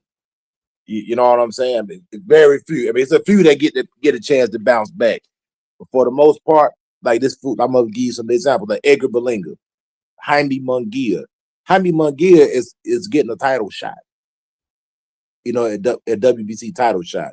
And see, that's something that Mauricio Suleiman crap going on, man. Which he looking out for his own people, which I guess that's what you're supposed to do. Just like he looked out for Ryan. But and people say, well, I use Demetrius Andrade as an example. This dude coming out party to show everybody that he was a good fighter was against Godzilla. And if you don't beat Godzilla, that means you a bad fighter. Your whole career is a sham, and that's just unfair. David Benavidez has been spanking everybody that been in the ring with this brother, man. So there ain't no shame in losing to him, but they throw the guy away because Canelo Alvarez put a label on the man, said he was a horrible fighter, and it stuck. Same thing with Devin Haney. When they thought Devin Haney lost to Ryan Garcia, they put a jacket on him. They throw the brother in the trash can. He ain't nobody. You know, we heard everything they said about Dev. And unfortunately, that's why a lot of these guys don't want to take the risk because they know as the black fighter, you got to live up, you got to be perfect. The standard, see, Floyd set the bar so high with that 50-0. That's why these young guys are still trying to keep trying to remain undefeated because the bar is set so high. They know that a loss for them is going to cost them millions. They don't get the opportunity to rebuild like a T.O. who goes out there and looks average, a subpar against a C-level fighter, and then winds up still getting opportunity after opportunity after opportunity. These black fighters aren't allowed that luxury. That's why these guys aren't sometimes fighting each other because they know you going to the back of the line, bro. You're going to have to build yourself back up. Like Brian Norman Jr., they're going to make that brother build himself back up. He ain't going to just pop right back into no title shot, even though he only got one loss to a pound-for-pound guy. Maybe he do a Boca Chica rematch, coach. Hey, coach, I'm gonna tell you, I give you one even better. Williams Zapata. That man lost to Shakur Stevenson. They never moved that man out of the number one contender spot. He never moved, and they knew that Shakur was going to 140, and they said he's going to 140. He's probably not going to come back down. So we're going to have you at the number one contender so you can fight for that vacant belt. They left that man at number one, and he lost. Yeah, and I want Coach to cook on that, but I will say for consistency free that Oshaki was done wrong in the first Consecal fight, and they allowed him to get his rematch, immediate rematch. So that was just a little But context. that was that They was did the because right he was thing. that was because he was a champion and he had a rematch clause. So he was the champion. He was the champion. Oh, okay, that was a voluntary defense. Yeah, that was a voluntary defense. He wasn't the mandatory. He was a voluntary defense. Okay, okay. Yeah, the Zapata situation, we give him a little bit of. I see your perspective on it, free. I feel like a lot of times what they do is they see how you perform in the fight, right? So like winning like four, maybe 3 or 4 rounds against Shakur, not getting stopped. They like, who they really gonna move ahead of them? But in that sense, at 135, it didn't really make sense because they did have Yadier Herrera right there. So you right, they could have did some I'm other not. things, but I would agree with that if they didn't have a ranking system. If you got a ranking system, what's the point of the ranking system if you're just going to put whoever as the number one or leave whoever at number one? The object of the ranking system, you fight your way up. When you become number one, you get a shot. You lose yeah. that shot or you win that shot, if you win that shot, you're the champion. If you lose that shot, you move down. The next man move up. That's the reason, that's the purpose of the Mhm. ranking system. If you're not going to follow it, there's no purpose of having a ranking system. What's the purpose? I'm in full agreement. I think it's too much for profit in the sport of boxing when it comes to the sanctioning bodies. Because in essence, look at Mangia, right? Look at Zepeda. Now, I didn't do my research, but appreciate you, Kwee. Now, I didn't do my, and somebody dropped it yesterday. It's over 300 million Mexicans. So when you have that type of contingency, they're going to look out for themselves as far as we know what the WBC and the amount of people that they're kind of moving through events and everything that was talked about last year with Terrence and everything that came out with the Suleiman, right? But when you have 300 people, 300 million people to stand on, it's hard to argue. You can't really argue with that because Mungia is going to have people to show up for the event. Zapata and vice versa. You see, the thing is, when it comes to the Mexicans, it don't matter who you are. If you're Yeah. fighting for a title or you're fighting a top guy, they're gonna support you. It don't matter who you are. Yes, Jaime McGill is a big name because Oscar made him a big name by fighting a bunch of nobody. He made him a big Yeah. name by fighting a bunch of nobody and ran his resume up to be 40 something and 0 until he fought Canelo. But it don't matter. Like you can be Pitbull Cruz. When Pitbull Cruz fought Tank Davis, Pitbull Cruz already had losses on his resume. Nobody knew who Pitbull Cruz was. But the Mexicans followed him. The Mexicans showed up for that fight. They bought those pay-per-views. He became a star, even losing to Tank Davis. He became a star. So it doesn't matter who you are. The Mexicans gonna fight. They're gonna stand behind theirs. We're the only country that don't really stand behind their own. We're the only country that really don't do it. Every other country they stand behind this.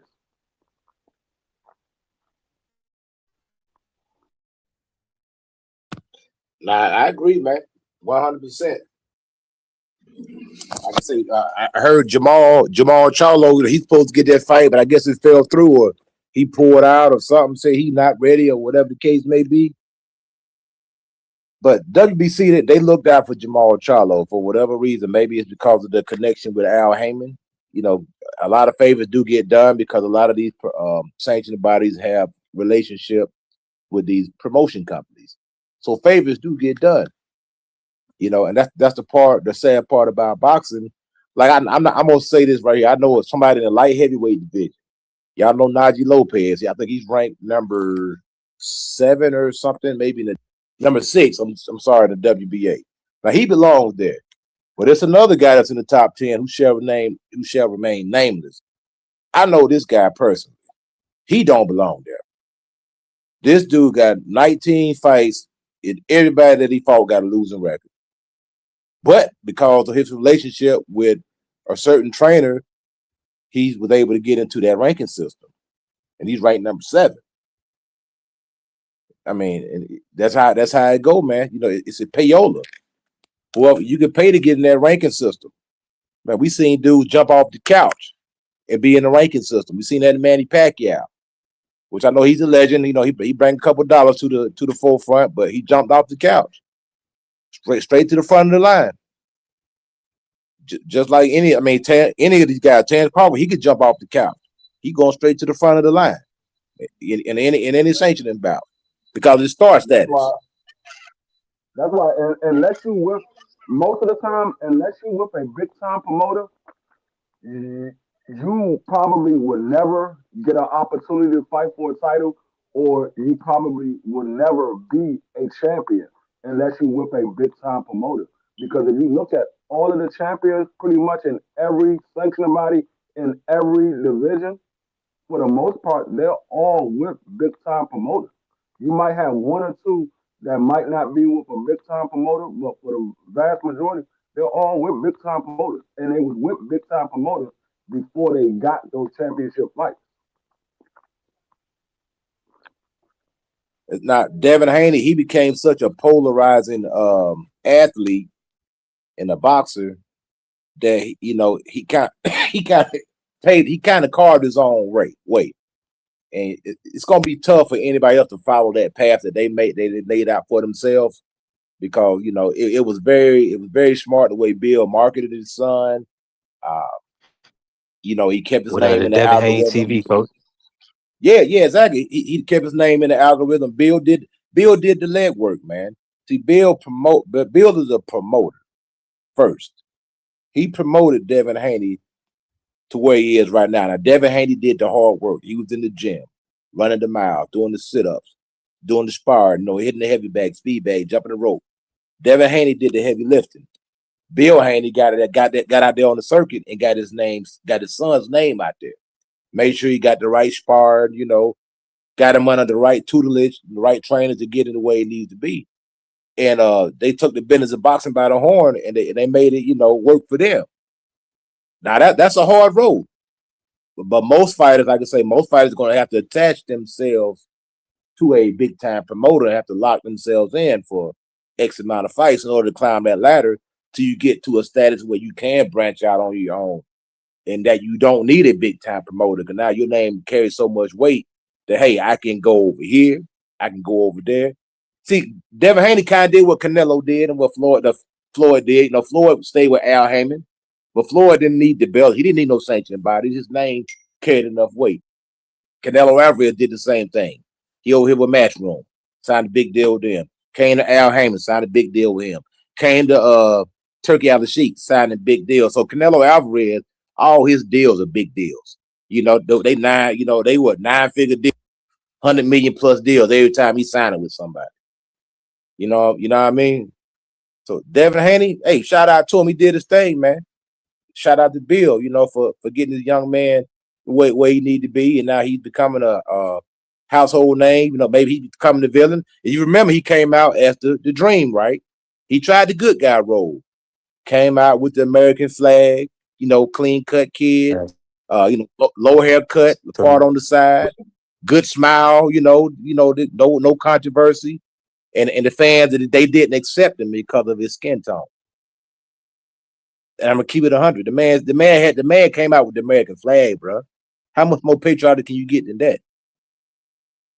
But they always talk about this patriotism. Where you had a young man who wanted to represent the country and represent an image that y'all say y'all like. Then y'all rejected it, so he turned into the bad guy. Oh, not quote unquote bad guy. Now y'all hate the brother. Hey, it is what it is. Yeah. and let me just say this real quick, free. It's That's what it is, man. They say damn if you do, damn if you don't. But you can't deny the work. I'm just thankful that we're in a position now where, the work can speak for itself. So it's undeniable. Now, just getting over that Ryan hump, right? Getting it back, knocking Ryan off and moving on. That's really all Devin.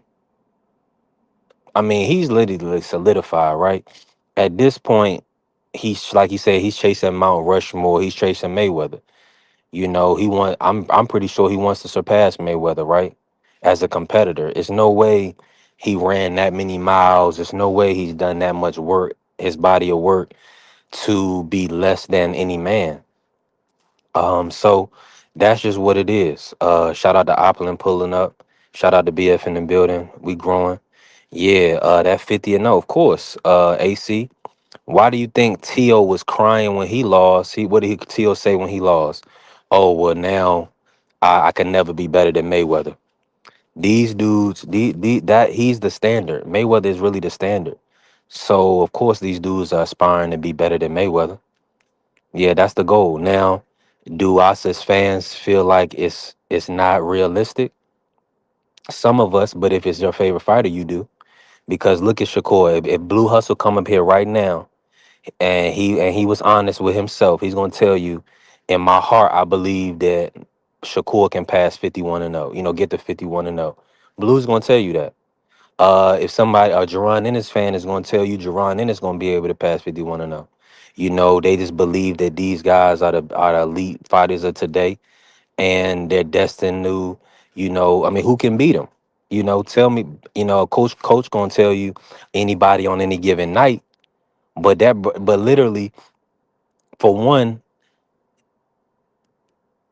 Shakur Stevenson, Devin Haney, Jerron Ennis, David Benavidez, these type of fighters, they literally will have to be separate from the sport, drinking, not focused, take you lightly.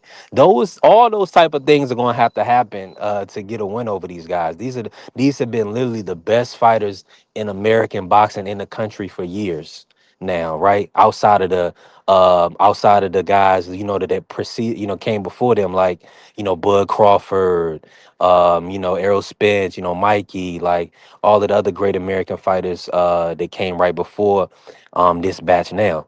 So it's no telling what the future holds, but I can tell you this. I'm thankful that Top Ring is with the zone, because now I think that's going to be one less hindrance, or one less avenue that, people can move around. It's going to be, it's lowering the size of the street. I feel like Matchroom is going to have to work with Top Rank, or will work with Top Rank, and vice versa. So we in a good spot. I, I, I, I hear what you said, and I think some of these guys could be 50-0, 51-0. If they really wanted to, they could be. But the thing is, at what level of opponents? Like Floyd Mayweather, he fought everybody. There's only probably three people that Floyd didn't fight that people wanted to see if Floyd would have won that fight, and that was Paul Williams, Costa Zoo, and what's my guy, Winky Wright. Those are the only three guys that Floyd didn't fight that people say I wonder if Floyd would have won that fight if he would have took that fight, or if they would have made that fight, would he have won that fight? But he fought everybody else. These guys, yes, they win in fights, but at what level of opponent?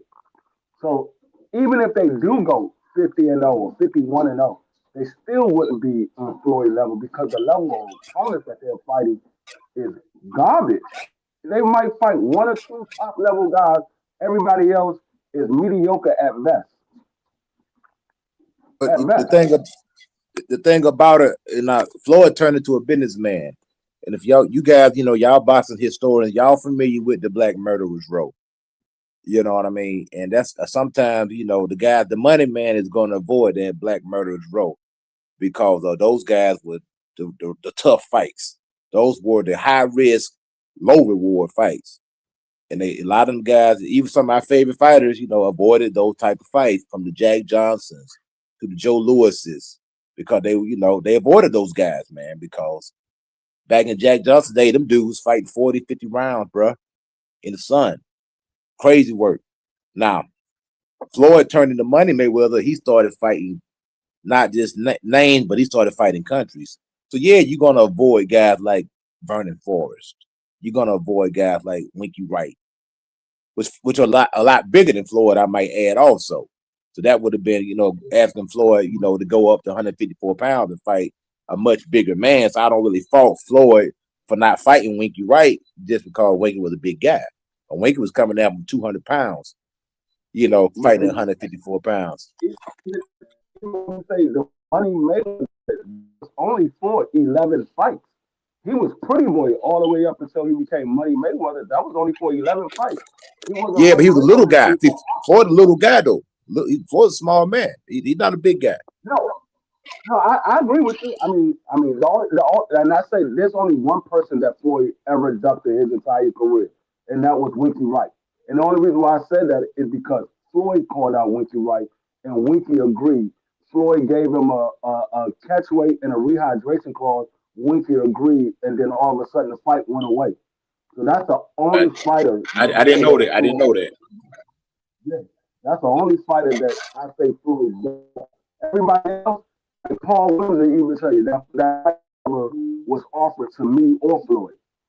Costa Zoo fought Ricky Hatton and lost, and then retired after that. So people said they wanted to see Floyd fight Costa Zoo. Well, Floyd wanted to fight Costa Zoo years before that fight was actually offered to Floyd. But when they did offer to Floyd, Costa Zoo fought Ricky Hatton, and then he lost. So I mean, like I said, I hear what people say about Floyd, but you got to give Floyd his props. The man, he fought 23 world champions, and and he did what he did. And people say, oh, he picked and choose. Yeah, but the guys that he picked were still better than some of these guys at their best. They still better than some of these guys at their best.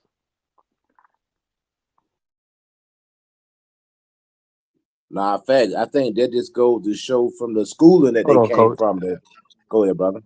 I think you I had a want you to comment on the I screen. want you to cook, coach. Nah, cook, coach. And shout out to my brother BVO pulling up. Go ahead, cook, coach. Nah, he cool. Like you said, that just goes to the show, to the talent pool. And we even saying that today. I think those guys back then, they were a lot better fighters, man. They came from a better school of training. So those guys were, top competition back then. And in comparison to some of these guys today, now we do have special guys today. Don't get it twisted.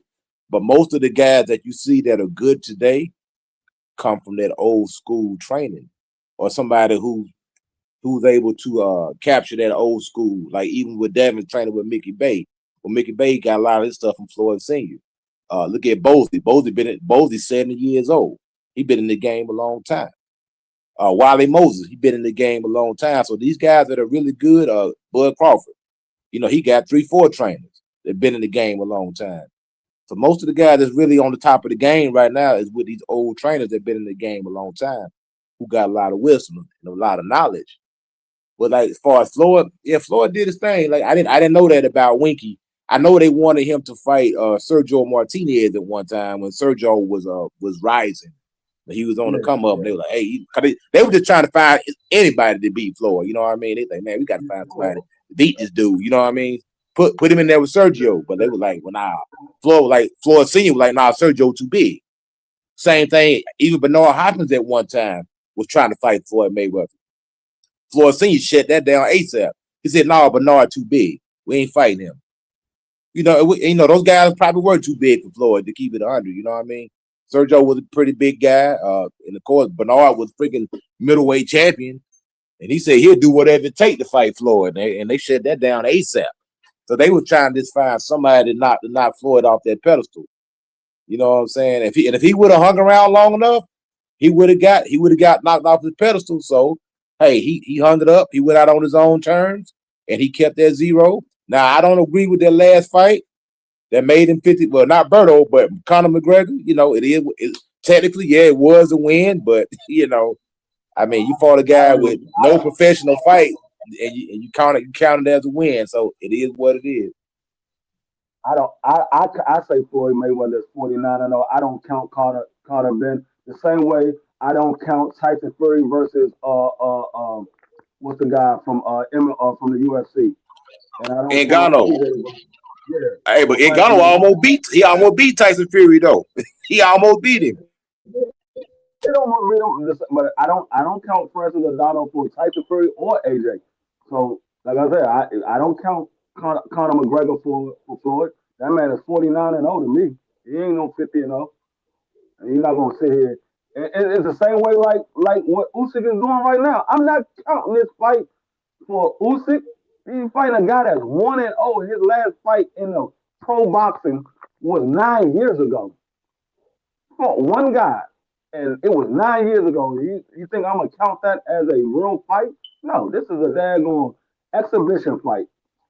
Usyk gonna go in there and beat this boy half the leg.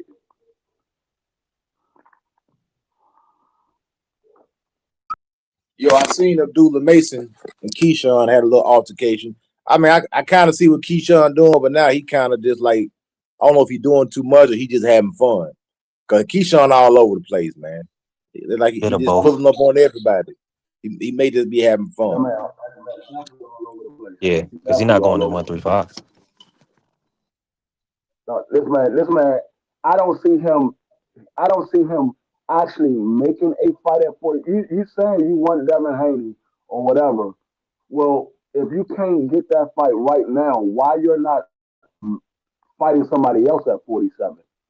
Why you expecting to get the champion when you're not a champion right now? You're an interim title holder, but you expect to get a fight with Devin Haney right now. Now, if Devin give it to you, so be it. That's Devin prerogative. But I don't expect you to be able to get that fight just because you say you want that fight with Devin Haney. You're not fighting nobody at 47. In that case, anybody can do it, and they deserve to fight. I was like, nah, I didn't hear this man call out not a single champion at 140. I know he's not gonna fight Shakur, so you're the WBO interim title holder at 40. Shakur is the WBO champion. You're not fighting Shakur. Why not call out Antoine? Why not call out Dalton Smith? Why not call out Africa? Why you ain't calling out one of those guys? Yeah, I think Africa. I think he Yeah, done at let me 140, man. I think Africa yeah, finished at Africa. 140. Yeah, I would hope so, coach. I talked about it. Yeah, I I definitely. want Keyshawn to put Teofimo out of business, man. Go ahead and put him out of business. I know Shakur already beat him up, but you go on out there and just go ahead and knock him out. Go and put him out of commission, man. But see, that's not even a fight that we know Tio's not gonna take that fight right now, coach. The only person I can see at 147 is in a position that would fight Keyshawn Davis is Brian Norman Jr. I know See, for a fact Brian Norman Jr. take that fight. And see that's the that's fight Keyshawn could do to get maybe like an interim and then fight Devin after that. So that's what Keyshawn is going. I think that's the best route for to chase down Devin. that's another reason why I don't respect Keyshawn right now with all this call out because he was saying he want the Tio fight. When you was the WBO champion at 135, you could have fought Tio right away. Instead of you losing your belt on the scale, you could have just said, okay, I'm the champion. Let me move up and fight Tio. Let me move up, fight Tio for the title. That's the fight that I really want. I want Tio. Keyshawn did call out Tio, but Shakur kind of jumped in front of that fight. And because now Shakur is even talking about going back down to 135. So it's interesting. So neither one of these guys Shakur may occupy both weight classes. People keep saying that, which is fine. I don't see anybody that should move him off his title with 140. But if you're gonna occupy both weight, we need unifications. Let me ask you this, Coach. What's your thoughts on Shakur going down to fight Raymond Mortaia for at 135? Do you like that fight? He's a champion, so I don't see anything wrong with it. I mean, he just beat didn't he just beat my man Andy Cruz? Yeah, yeah. Now, He now edged he the decision is by he like the full 7-5. champion or he a regular champion? They got so many belts, I get it confused, man. Yeah, he's a full IBF champion at 135. I He mean, won yes, an that's what I'm interim. saying. He won an interim versus Yeah, Zaira Belayev, and it was elevated. anything other than chasing undisputed will be uncivilized. As far if you Shakur, if you really want to solidify yourself, if you want to follow in your big brother's footpath, shoes, Bud Crawford, you need to be doing the thing that Bud Crawford was doing, and that was unifying divisions, cleaning out the division, whether it was fighting one person or getting them all at one time, or going through and just knocking off each champion. And right now, Shakur's in the position to do that, to go fight each champion and collect those belts. Now, if you're going to campaign between two divisions, I think you should be fighting all champions if that's what you want to do. But he's a young guy. He might fight a champion, then have, a mediocre touch, then fight another champion and have a mediocre touch, which is not out of the norm because a lot of times you can't get all the champions because they may have other obligations. They may have be lined up to fight somebody else. So you can't get all the guys that you want unless you got so much money that you make them guys the offer they can't refuse, and you paying them other guys step aside money so you can get that opportunity. Now I don't know if Eddie Hearn is willing to put that type of money into these fighters because he's saying like right now these fighters really are not loyal to promoters, and I can say the promoters have not been loyal to the fighters either because you lose a couple fights, the promoter will drop you. So I think the relationship between promoters and fighters now is real fragile, and these promoters are really watching, and they're not trusting these fighters like they used to back in the day when they had all the chips in their hands. They seen that the fighters now have a little bit more leverage than they had in the past. So I can't see Eddie Hearn really sinking a lot of money into Shakur if he can't get his money back. Because at the end of the day, that's what it's all about. Whatever money I put into you, can I get that money back? If I can't get that money back, I'm not gonna put it into you. You know what I mean? Nah, absolutely. Absolutely. And shout out to everybody in the building. Make sure you tap the like button, follow the channel, help the channel grow. We are growing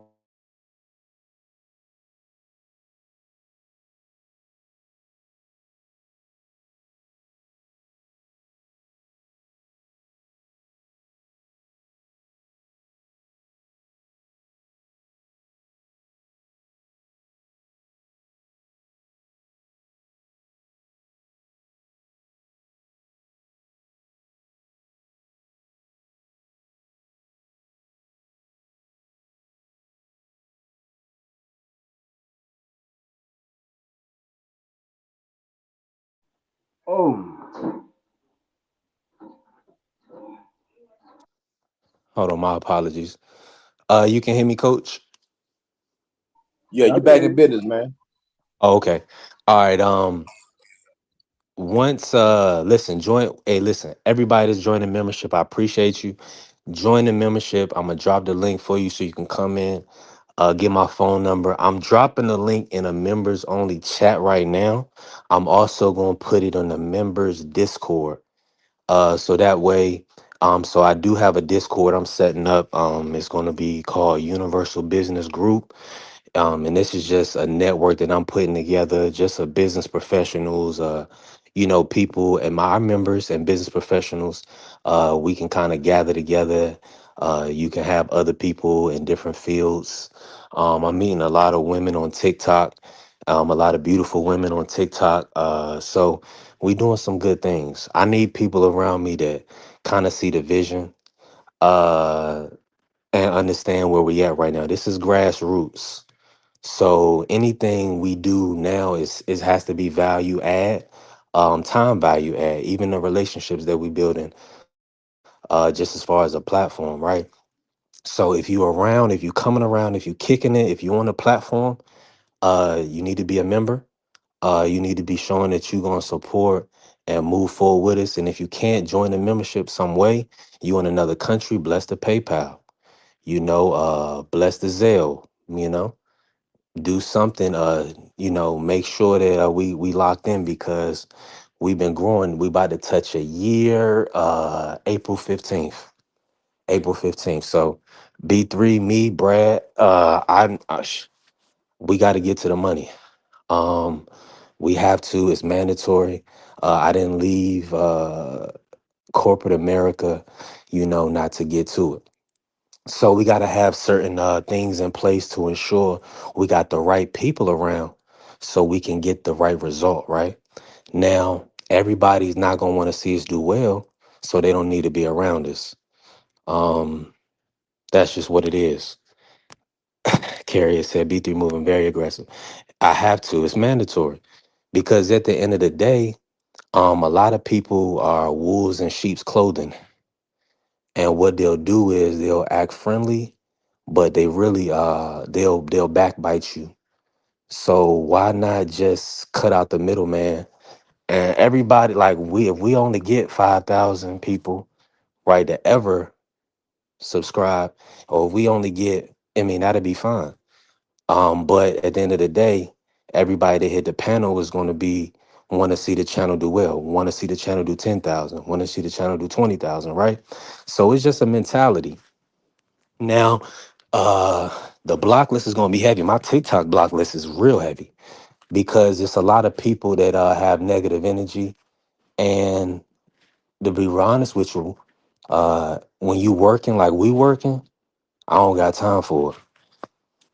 So if you have a wrench, if you have an active wrench, if somebody is not on code, Carrie, you've done it before. What you done? Block them, mute them, get them out of here because we working. I look at this as a business. This is my business. This is my brand. But it's also somewhat of like a show. We do it 5 days a week. So in that sense, we have to have the right audio. Uh, and we want to be pushing the right message, which is when we building a community and a network, it has to make sense. So we got to make it make sense. Now, I'm going to be doing other things on the back end to bring the best content and just to keep developing in all fields and walks of life. So that way, and showing up for the people, being consistent. This is the year of consistency for us and for me and for everything I'm doing. So I'm just going to be consistently showing up, and that's what it is. Now, let me appreciate y'all. I appreciate you, T Mac, pulling up. ACC, I'm moving very aggressive. I have to, though. You have to. Um, because there's no reason not to. There's no reason not to. Listen, we working. It's so, and let me just say this. Some people ain't gonna like it. It's so many other platforms, it's so many other places you can hang out.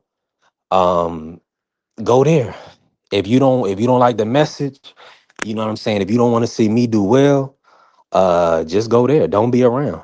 You can do so many other things every day. You know what I'm saying? Do not be around me. Shout out and look at shout out to TD who joined the membership today. Shout out to Cam, you know what I'm saying, who joined the membership today. I mean, excuse me, the sent the bless the super thanks today. Shout out to Dr. Cam. You see, these the type of people that I need around me. Real, genuine people that understand that listen, I leaped out on faith and left my employer. I didn't get a paycheck for 10 months.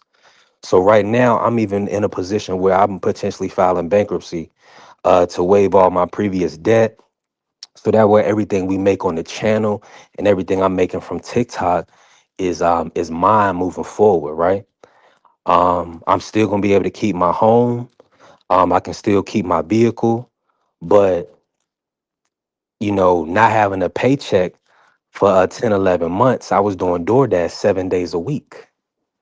So when I say these things, and some of y'all have known these things, when I say these type of things, it's like, oh, B3, you need to go fund me, or B3, you need this, that, and the third, whatever, whoop de whoop. Yeah, I do.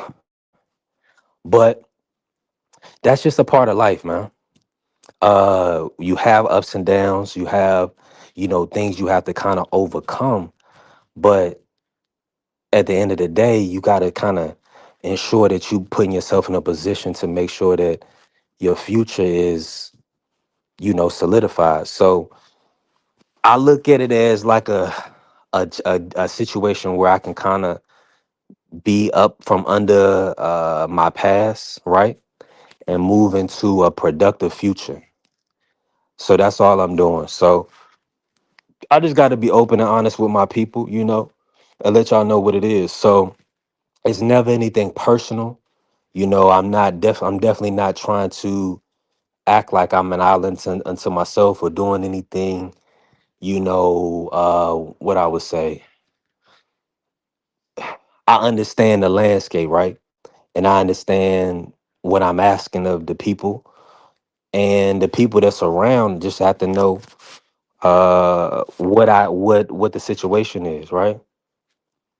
So that's just what it is. So if y'all understand that, man, join the membership, bless the Cash App, bless the Zelle, bless the PayPal, whatever you can do.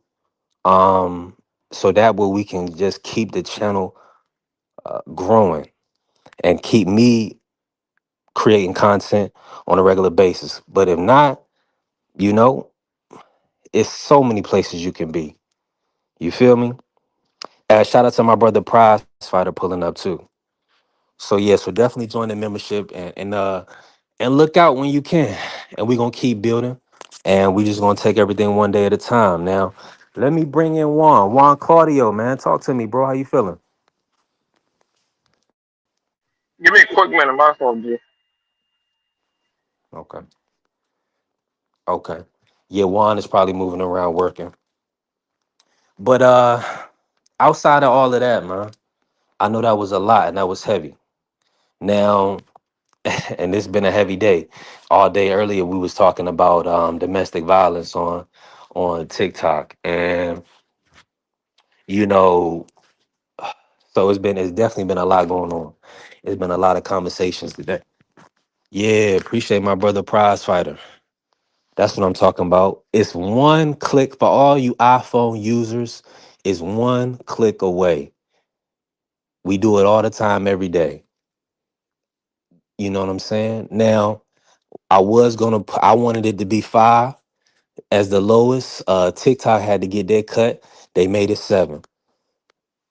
So if you can do it, please do it. I appreciate it. Hey, listen, you have not because you ask not. You gotta be real with yourself. You feel me?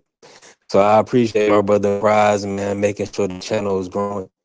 And helping push forward. Hold on, let me.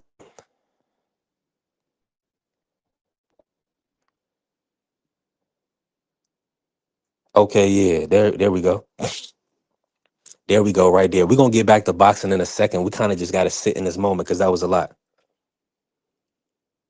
Because that was a lot. I appreciate my brother Prize and AC said I'm business oriented. 1000%. I had to 1000%. What I had to do is, well, I graduated from ODU with a degree in finance and another degree in business analytics, right? Now, so I've definitely gone through, and then of course I went to the Belt College of Business for at UNC Charlotte right out of high school. So yeah, so that's pretty much what it is. But what I did, what I reason why I wanted to start my channel is because what I realized is like 7 years ago, I just started watching boxing so much. I just fell in love, re in love with the sport. Of course, I watched it as a kid, but and having the experiences and of just like watching all of the communities that are grown, it's a phenomenal thing. Like in business, all of these companies, all of these corporations, the people are funnel are people the people that support or patronize their product is the reason that they're successful. So now as an individual entity, what can you produce, from yourself? Like as an individual, what can you put to the marketplace, right? So some people will have capital and they can purchase merchandise and recreate it and then put it to the marketplace and make money. So essentially that's what I'm doing as far as content creation, right? But the thing about it is that you have to control the space and make sure that you kind of have everything centered around, okay, the people that understand and patronize the product know that this is what we into, this is what we're doing, and so that's kind of like with TikTok, right? With TikTok, I'm building a network and engagement community. So that way people kind of come in the room, they'll gift, right? So gifting on TikTok is a little different.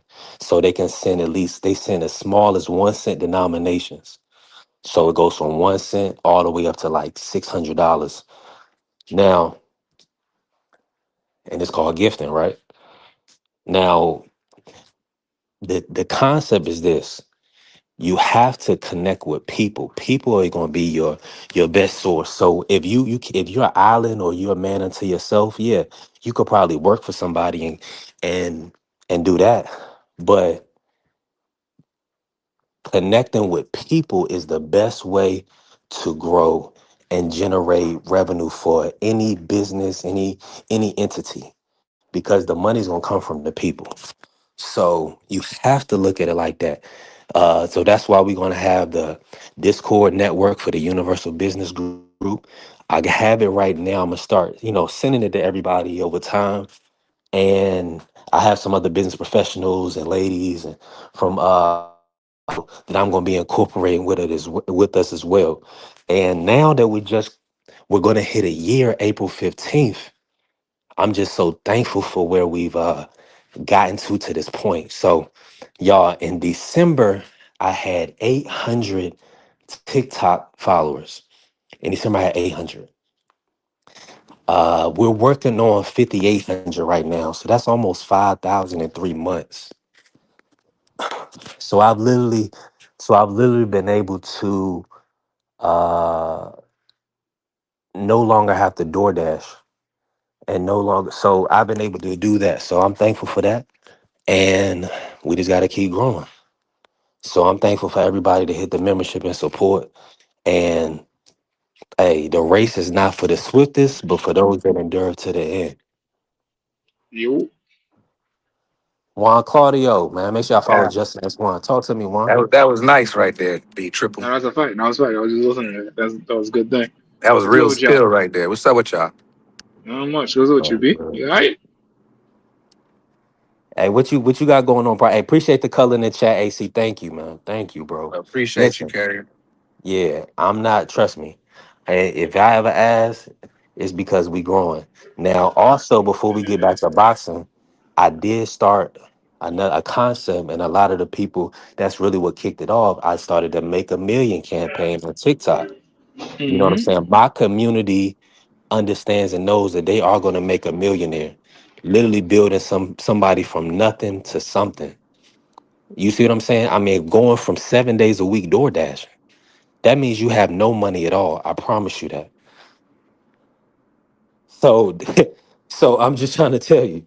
So at the end of the day, I'm thankful and I'm blessed, bro. I'm thankful, I'm blessed, and I feel a lot of genuine love around me. So that's how I have to keep it. So when I'm creating an ecosystem, that's I have to create it to benefit those who are with me. You see what I'm saying? Because what'll Sure. happen is, so let me tell y'all another thing. So, and I said the wolf in sheep's clothing, right? A guy came around, kind of acting like he was cool, whoop de whoop on TikTok, right? So of course, people would come in your rooms on TikTok, and they could send a heart me. So I had a panel, and you know, um, one of the guys was talking about his birthday was coming up and wanted to go on a trip, right? So of course, I have a travel agent on my team. So of course, she's on the panel too. So like, okay, we're gonna plug in whoop de whoop. But I'm just letting them know, like, I'm not going on a trip with y'all. Like, I don't know y'all. This is TikTok, right? I just got everything going. Like, I'm not about to go on a trip with y'all, right? So long story short, he goes and talks to the travel agent. Whoop, whoop, whoop. Maybe they gonna set it up. I didn't, try to stop her business, because if she gonna set up a trip for somebody, that's her business, right? So long story short, they connect, right? Now they fall out because the dude is obsessed with me. So he's telling her, oh, what he got on me? He just light skinned. He ain't, what he got, and then so he has Indian jealousy within him, right? Now, keep in mind, this is somebody that just random grown man from somewhere else, right? Who tried to come across as cool, but at the end of the day, he was like, he don't have his stuff in order, so he's envy and jealous because somebody else may be, attracted to me or whatever the case may be. If the shorty is on me, she on me, then I mean, as a man, you kind of just got to do your own thing. This is a weird situation, right? So I said all that to say this. That's why I'm extremely, now we're gonna have new people coming around, and that's cool. Like, we're gonna build, we're gonna do the show, and it's gonna be prosperous. But for the people that are coming in contact with us on like a behind the scenes, or pushing the content forward, pushing the channel forward, we gotta ensure that they're really with us. It's just that simple. I don't understand. I mean, I hope that's understandable, and everybody that comes around can get with it. You know what I mean? I hope y'all can get with it and understand where I'm coming from, because everybody doesn't want to see you do well. And a lot of people, they're not raised right, and a lot of people don't have the spirit of Christ within them. So you have to ensure that and listen, I may even have to start praying on all the lives. Really, Dub is doing a good job behind the scenes. He's doing like a Bible study behind the scenes, where they're working in behind the scenes, right? But on TikTok, I pray at the end of every live, the ladies love it, right? It uplifts their spirit. Now, if you have a certain type of person around, a certain type of people around you, you can't do those things. So I'm gonna say that. So that's why I want to get back to boxing. I want the fellas to cook on that. But yeah, everybody don't want to see you do well. So I mean, when you building something, and this is grassroots, so that's why I'm implementing stuff now, y'all, is because we only at, well, I got 5,800 on TikTok, about another 500 maybe on IG, and we got another, almost 600 on YT, right? That's a very minute. That's a very small. Out of in content creation, we know we're small, but we're mighty, right? So what you have to do is what I'm trying to do is respectfully, right? Is get the right people around us. Everybody not gonna like you, and everybody not gonna want to see you do well. Uh, Now this not see.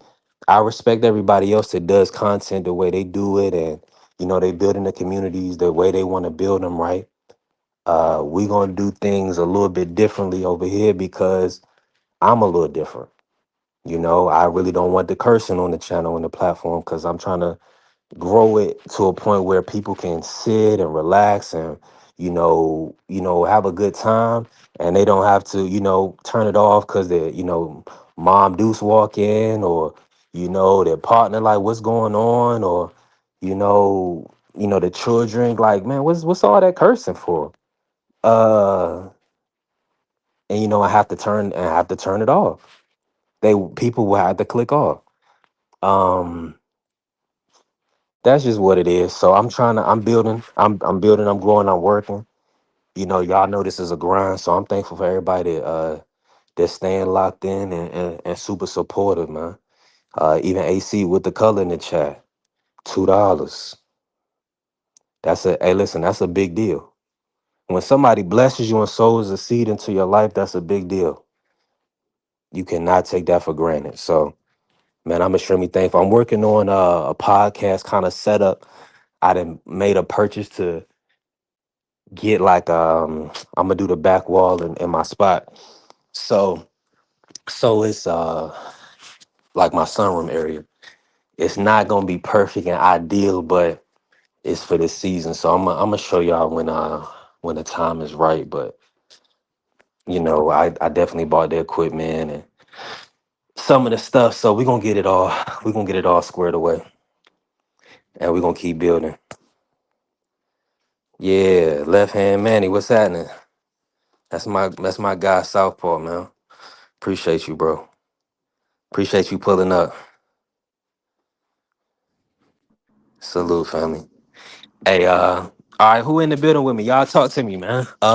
You know, Let me. I'm proud of you, B3. I watch you build, bro. I support your grind. You already know we have personal conversations, Yeah, and you already know if it's that serious, it's hit me. And if I right. got I'm it, you on. got it. If I don't got it, I'm gonna tell you I ain't got it. Liquid. You know what I mean? But if Right. like $6.99 or whatever it is, $20 chat, super chat here, whatever. That's nothing to me because it's a big it's going to a greater cause. How you know Right. that man? This man he might be a walking millionaire in a couple of years. He gonna remember, my man Prize or this one or that one. You know what I mean? So you gotta watch. And when you connect with like energies, when y'all energies collide, man, you can do great things together. Especially if somebody, like he said, cats don't be wanting people to win. Like I want you to win. Like a lot of my brothers, they know how I get down. They know I want them to win. Or I wouldn't support them. I would just show up and talk ish in their chat. At least do something like monthly, $10, $5 a day, whatever you can. It all goes to a good cause. It's all for something good, something cool, something dope. You feel me? So I can Man, dig it. it's for, well, and a few things. It's in pertaining to the boxing channel. It's a place where we can come and kick it, but ultimately, it's helping a guy change his life. Now, the TikTok, maybe I'm on camera, like the women, they see the value in it from a different perspective, right? So they are super understanding of it, but that's really what it comes down to. This is B3 Picks TV. At the end of the day, you have to be a fan of B3 and or want to see me do well in life. It's just that simple. Like, um a supporter, right? If you got to want to see the channel do well. These are just really small things. That's what I'm saying. When I started the channel, the gentlemen know, they say, listen, I want everybody that's more seasoned, have more years of life, to speak first, man, so that the young people can kind of play off of what they saying and kind Appreciate of you, get, Carrie. get more understanding. And Prize is a good brother, 1,000%. I'm definitely not a And millionaire, but I appreciate. I'll take it. I'll accept it. yeah, but see, you working, you grinding. But Oh, the for thing, sure. but I just wanted to set some certain parameters, like about kind of how to be examples, right? Prize, and Yeah. talking how we're supposed to talk. Like even like I don't read like a BVO or like a scholar. Like these brothers is reading. These brothers are very astute. Now, but I'm just going to ensure that I'm not using profane language, right? That's just a small thing. You see what I'm saying? And that way, and that's a respectful thing. Another thing is, uh kind of listening when people speak. That's a small thing. Being present, man. If you can't listen to what Prize is saying, what Juan is saying, Coach D Free or B3 is saying, click off, jump off the panel, come back. You see what I'm saying? But everybody is important. You got to know your worth, right? What God has for you is for you. You just got to. That's just what it is. And like you saying, set them parameters to life.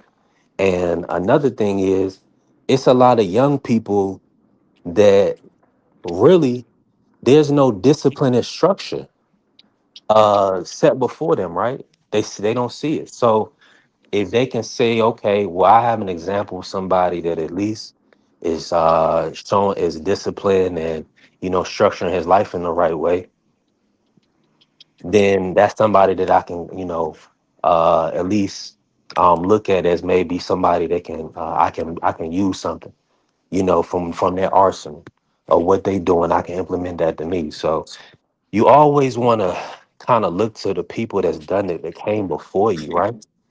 Because that's how you gauge the pitfalls, and you don't have to make every mistake. You gonna make some, right? But you can't be a man unto yourself, and you got to use the right resources around you, the right people around you. So that's why you'll see that the people that are supposed to be around is going to be around, and that's just how I have to set it up at this point because now it's serious. It's not a game. Yeah. So I mean, that's just what it is. It's We like, well, hey, working. it's not a We put game. in a lot of Not work a to get game. monetized, bro. Well, yeah, You was on here for hours. We all was what we all. That's how you got to attack it. You know what I mean? doing, As a but group, but not only that, doing 7 and 8 hour days on doing DoorDash at the same time. So that's what I'm saying. That was yeah, that was definitely a grind, that's and grinding. but I'm thankful. I'm thankful. That's why now we got the monetization. It's been 3 weeks now, so we just got to kind of keep pushing forward in the right way. Yeah. And what and look, aggressive. What like Carrier said, he aggressive, but Marky got that aggressively drop, like the African drop. I need that aggressively. he Marky, said, that's my he guy. said, jump into it. We ain't seen Marky on the platform in a while. Shout out to my brother Mark. Mark know that I don't want, for lack of a better term, a whole lot of monkey business on the show. Yeah. Respectfully. And I say that respectfully, right? When I say that, I'm saying uh communication is detrimental to growth. I don't want that on the show. We got too many Yes. astute. We have too many astute minds. We have too many educated individuals, um, people with so much life and so much to give, to clown around. I'm. This is the environment I want to say is just one that's respectful and professional and honorable. People can come in and just get their spot off. Now, if your speech is not the best, like I'm not going to be on top of you. People come and cook on the panel and they might say the shit, or they might say damn or something like that. Now, that is like you understand but you understand the platform. So it's probably not going to happen that much because members going to know what we're trying to do. They're going to try to push us to that goal. Yeah. On the Make a Man campaign, like Price said, he want to walk around and see B3 that made some money. You know what I'm Yeah. saying? They can actually start a family. A brother can't even start a family. I don't even want to start a family. Yeah. You know what I'm saying? So help a brother at least do that. Can Yeah. you? Is that I something got you, you Doug. can? You And already that's know what something it that y'all is. can believe in. So I'm a brother trying to do it the right way, walking with my back straight, right? It's people out here doing sick stuff for money. Sick stuff. And I'm just here trying to build a network in the community the right way, God's way, And y'all know what I'm into. I had the shorties on here at the start of the show. Everybody can go back. We had the baddies on, but I had to make some adjustments. I had to, realize that that wasn't the way.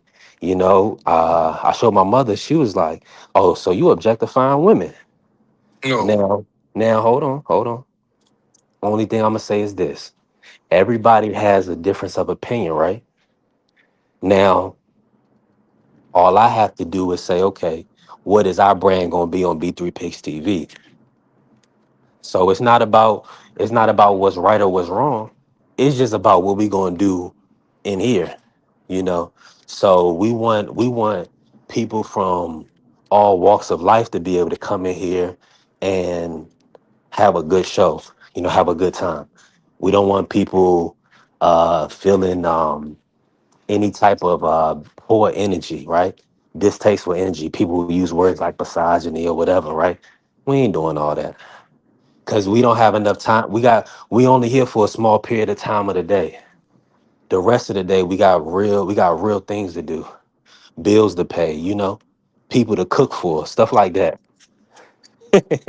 You know what I'm saying? So Sure. when we in here, we ain't trying to we ain't we ain't here to be I don't know, separating ourselves from anybody at any time. Now people gonna come in and get maybe some real conversations, whatever, whoop de whoop. You may, get upset or whoop de whoop over time, but that's not our intent and our goal as a channel. We trying to fellowship with one another and just network and have a good platform to help us get through our workday, right? You know what I mean? That's pretty much it, man. But that's pretty much, and y'all know I'm super thankful. I'm super thankful and blessed everybody that showed up and helped us put those watch hours in. That was fire. That was extremely fire. So I'm thankful for that. And we're gonna keep building. We working. Yeah, man. I know, Dank. Yeah. I showed her, I was like, "Mom, what you think about this?" She was like, "Dang, like," but I mean, you know, we're gonna do some different things, dang, over time. I like it's some things we gonna do, but we're gonna have to have our own models, right? So we're gonna do things the right way. Yeah. We're gonna definitely do things the right way for sure. Hey, I Yes. appreciate you, Manny. Appreciate you, man. He said be you and keep being you. B3. Don't change your character for no one, man. Listen, thank you for that, bro. I'm definitely trying my best. Yeah, yeah, man. Well, you gotta get a woman's perspective sometimes. You think Mhm. because at the end of the day, we can't be in here like, let's say for instance, uh maybe Dr. Cam might see it a certain way. She may not say anything because she's not people that um everybody's not in a position to tell you what to do and what not to do. So you need to show somebody that's going to be objective, right? Now, because she could,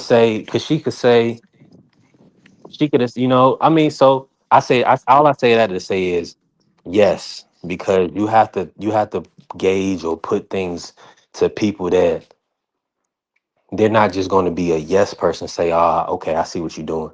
Now, of course, I'm happy with it. I want to do it. You see what I'm saying? You need somebody, and Prize, so he like, okay, he want to see it. We want to do it. And Dank, he want to see it. We want to do it. But can Free is in the car with his wife. Does she want to see that? No, absolutely not. So if Free or BVO or Coach Eddie or Juan Prize had to lead a platform because of something not showed. That's an issue. So yeah, we can't do that. We can't have that type of stuff on the platform. Nah, I Yeah. agree. I respect it. You gotta respect it. Yep. Yeah. Yeah, we're I not doing respect it. that. Whatever your rules on your channel is your rules. You might not want to cuss on your channel. Like BBL, I used to cuss up a storm, and BBL was like, "Yo, Prize, you got, you know." And then even my grandpa was like, "Yo, y'all sound crazy. Y'all cuss too much." You know, and Hmm. then hanging around him for all them years, I barely cuss. But it depends what kind of mood I'm in. But pardon me, but I feel you. I don't really do all that cursing online anyway, because it don't sound good on the replay when you cussing each other out the whole time. Sometimes niggas has falling outs, but it is what it is. But at the end of the day, you know, Yeah. keep No, it, keep it. everybody. That's Yeah. right. Like I Good, say, bro. like I'm a ordained minister. I'm like I'm just gonna reveal that a lot of you guys didn't know that, so I have to carry myself in a certain way.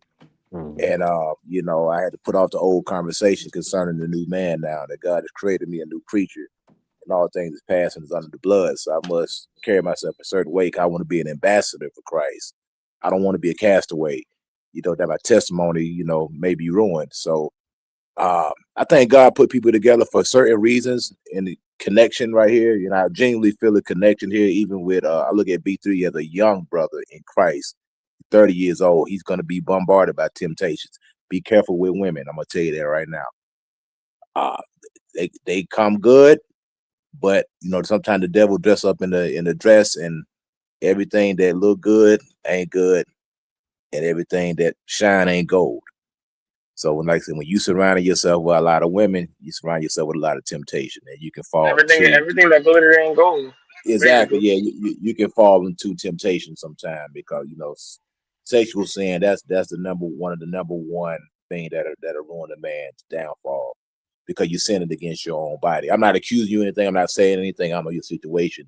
I'm just telling you that being around women, that can take man somewhere he shouldn't be, and you can get a lot of drama, unnecessary drama, and heartache and pain by dealing with that. But I'm Yeah. happy for you, man. You know what I'm saying? You seem With like you. a good guy. I appreciate you, Coach. And you right on point. Everything you're saying. Now, in my experience, like what I'm doing with TikTok and the women that I'm like kind of putting myself in position with is that proper boundaries. Like, so I'm with you 1,000%, Coach. You said everything you're saying is correct. I'm just putting certain safeguards and having proper boundaries because really in business, and like AC said, I got a business mindset. You can't sleep with you can't sleep. Really, you shouldn't be sleeping with any of your business partners, but you definitely can't sleep with all of them.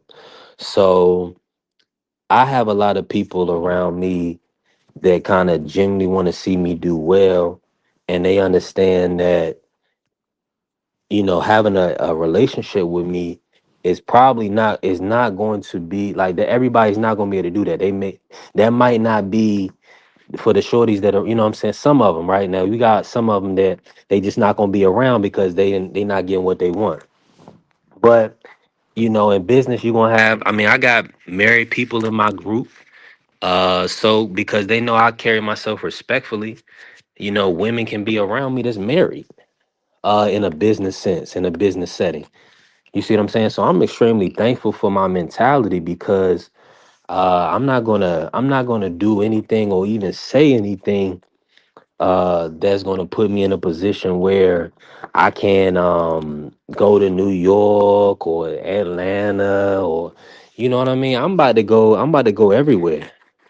So I'm never gonna do anything Well, like that. But if you ever just keeping come the to right Atlanta, mentality, make sure that you holler at me. I know you gave me your number. I'm of giving you my course. contact information.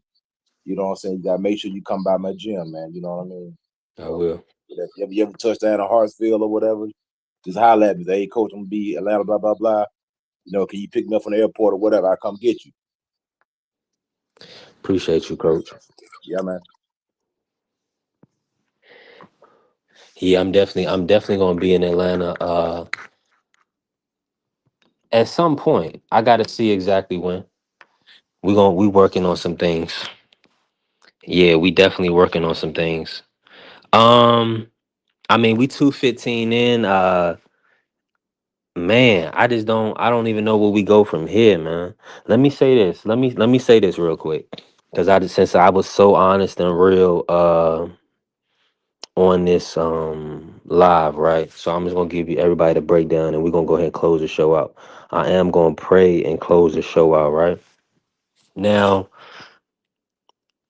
I have to file my taxes. I do have to file my 2025 taxes, so I'm gonna go ahead and log off and knock that out. My lawyer wants me to have that done ASAP, so I also have to get some paperwork together. Everything that I made for the last 6 months for TikTok, and DoorDash and Uber Eats, and I had to get some paperwork together right now for my lawyer. Now, with that being said, I had a lot going on last year, and everything is working out well now. Though everything is working out well, and I'm thankful that I do have an avenue to build off of. Right, so I'm blessed by God, and I'm super appreciative. Um, and we're gonna go from there. Let me pray, and we're gonna get last words, man. And I'm just thankful because this is a quaint. That's why I say I love our environment right now because it's quaint, which means we small in numbers, but we mighty. And when two or more together together in prayer, we can break strongholds and we can build and we can prosper, right? And so I'm extremely thankful for everybody now. Um, Heavenly Father, thank you for your grace, your love, your mercy. Thank you for blessing us to see another day and breathing life into us, gathering us together to fellowship with one another. I just ask that you uplift everybody in their own lives and own searches, situations, their families. Bless them, Lord, that your will be done. And we just ask that you continue to grow and prosper the channel and just help us to continue to build a community and fellowship with one another. In Jesus' name, amen. Amen. Amen, brother. Amen. Amen, brother. Amen. So, uh, final word, anybody, final thoughts. Anybody got anything before we close out? And then we will be back tomorrow. We'll be back. I'm going to do that, handle that tax business. And then we'll be back Thursday, Friday, of course. Yeah, I just want to just add to what you just said. Just tell every man to seek the Lord when he may be found. And our God is faithful and just to forgive us of all our sins, and he will abundantly pardon us. Anything that we done, any transgressions that we have done against him. I just want to lead the show with that. Y'all brothers stay blessed, man. I'll be praying for you. Pray my Amen. strength in the Lord too. Peace. Peace, brothers. Appreciate you, Coach. Appreciate you, Prize. One, You already listen, know what it is, Brody. appreciate you, Prize. Listen, thank everybody in the chat, man. Everybody that blessed us today. Listen, we done had color in the chat every live. Let's go. That means y'all helping us grow. Y'all want to see us do well. Shout out to Dr. Cam. Shout out to TD and Prize locking in the membership today. Shout out to AC in the super chat. I appreciate you, bro. Listen, we got a lot of members now. So now I'm gonna be honest. We're gonna do the April's first raffle. And since we got two new members today, instead of 40, we're gonna do $50. So we're gonna do $50 on the April 1st raffle for our YouTube members. That's just a way to give back, a way to give thanks. I want to give back something. And I know we're just getting started, right? But I do want to start giving back immediately. So that way, we can kind of continue to build momentum, and then we'll have different giveaways. God willing, in the future, we'll have our merch and different things. So, just I appreciate y'all support. And shout out to the Sports on Network. Shout out to my brother BVO, a great brother with a great vision. Also shout out to my brother TD Sports Talk and Dub CDK, Crush the Legend. My brother Juan Prize, Marky Dan. Listen, everybody that I'm connected to, man, I appreciate y'all, man. I appreciate you know who you are. Everybody that's kind of sold into me on this journey. The grind don't stop. We working. We definitely working. And I'm gone. Love. I need money.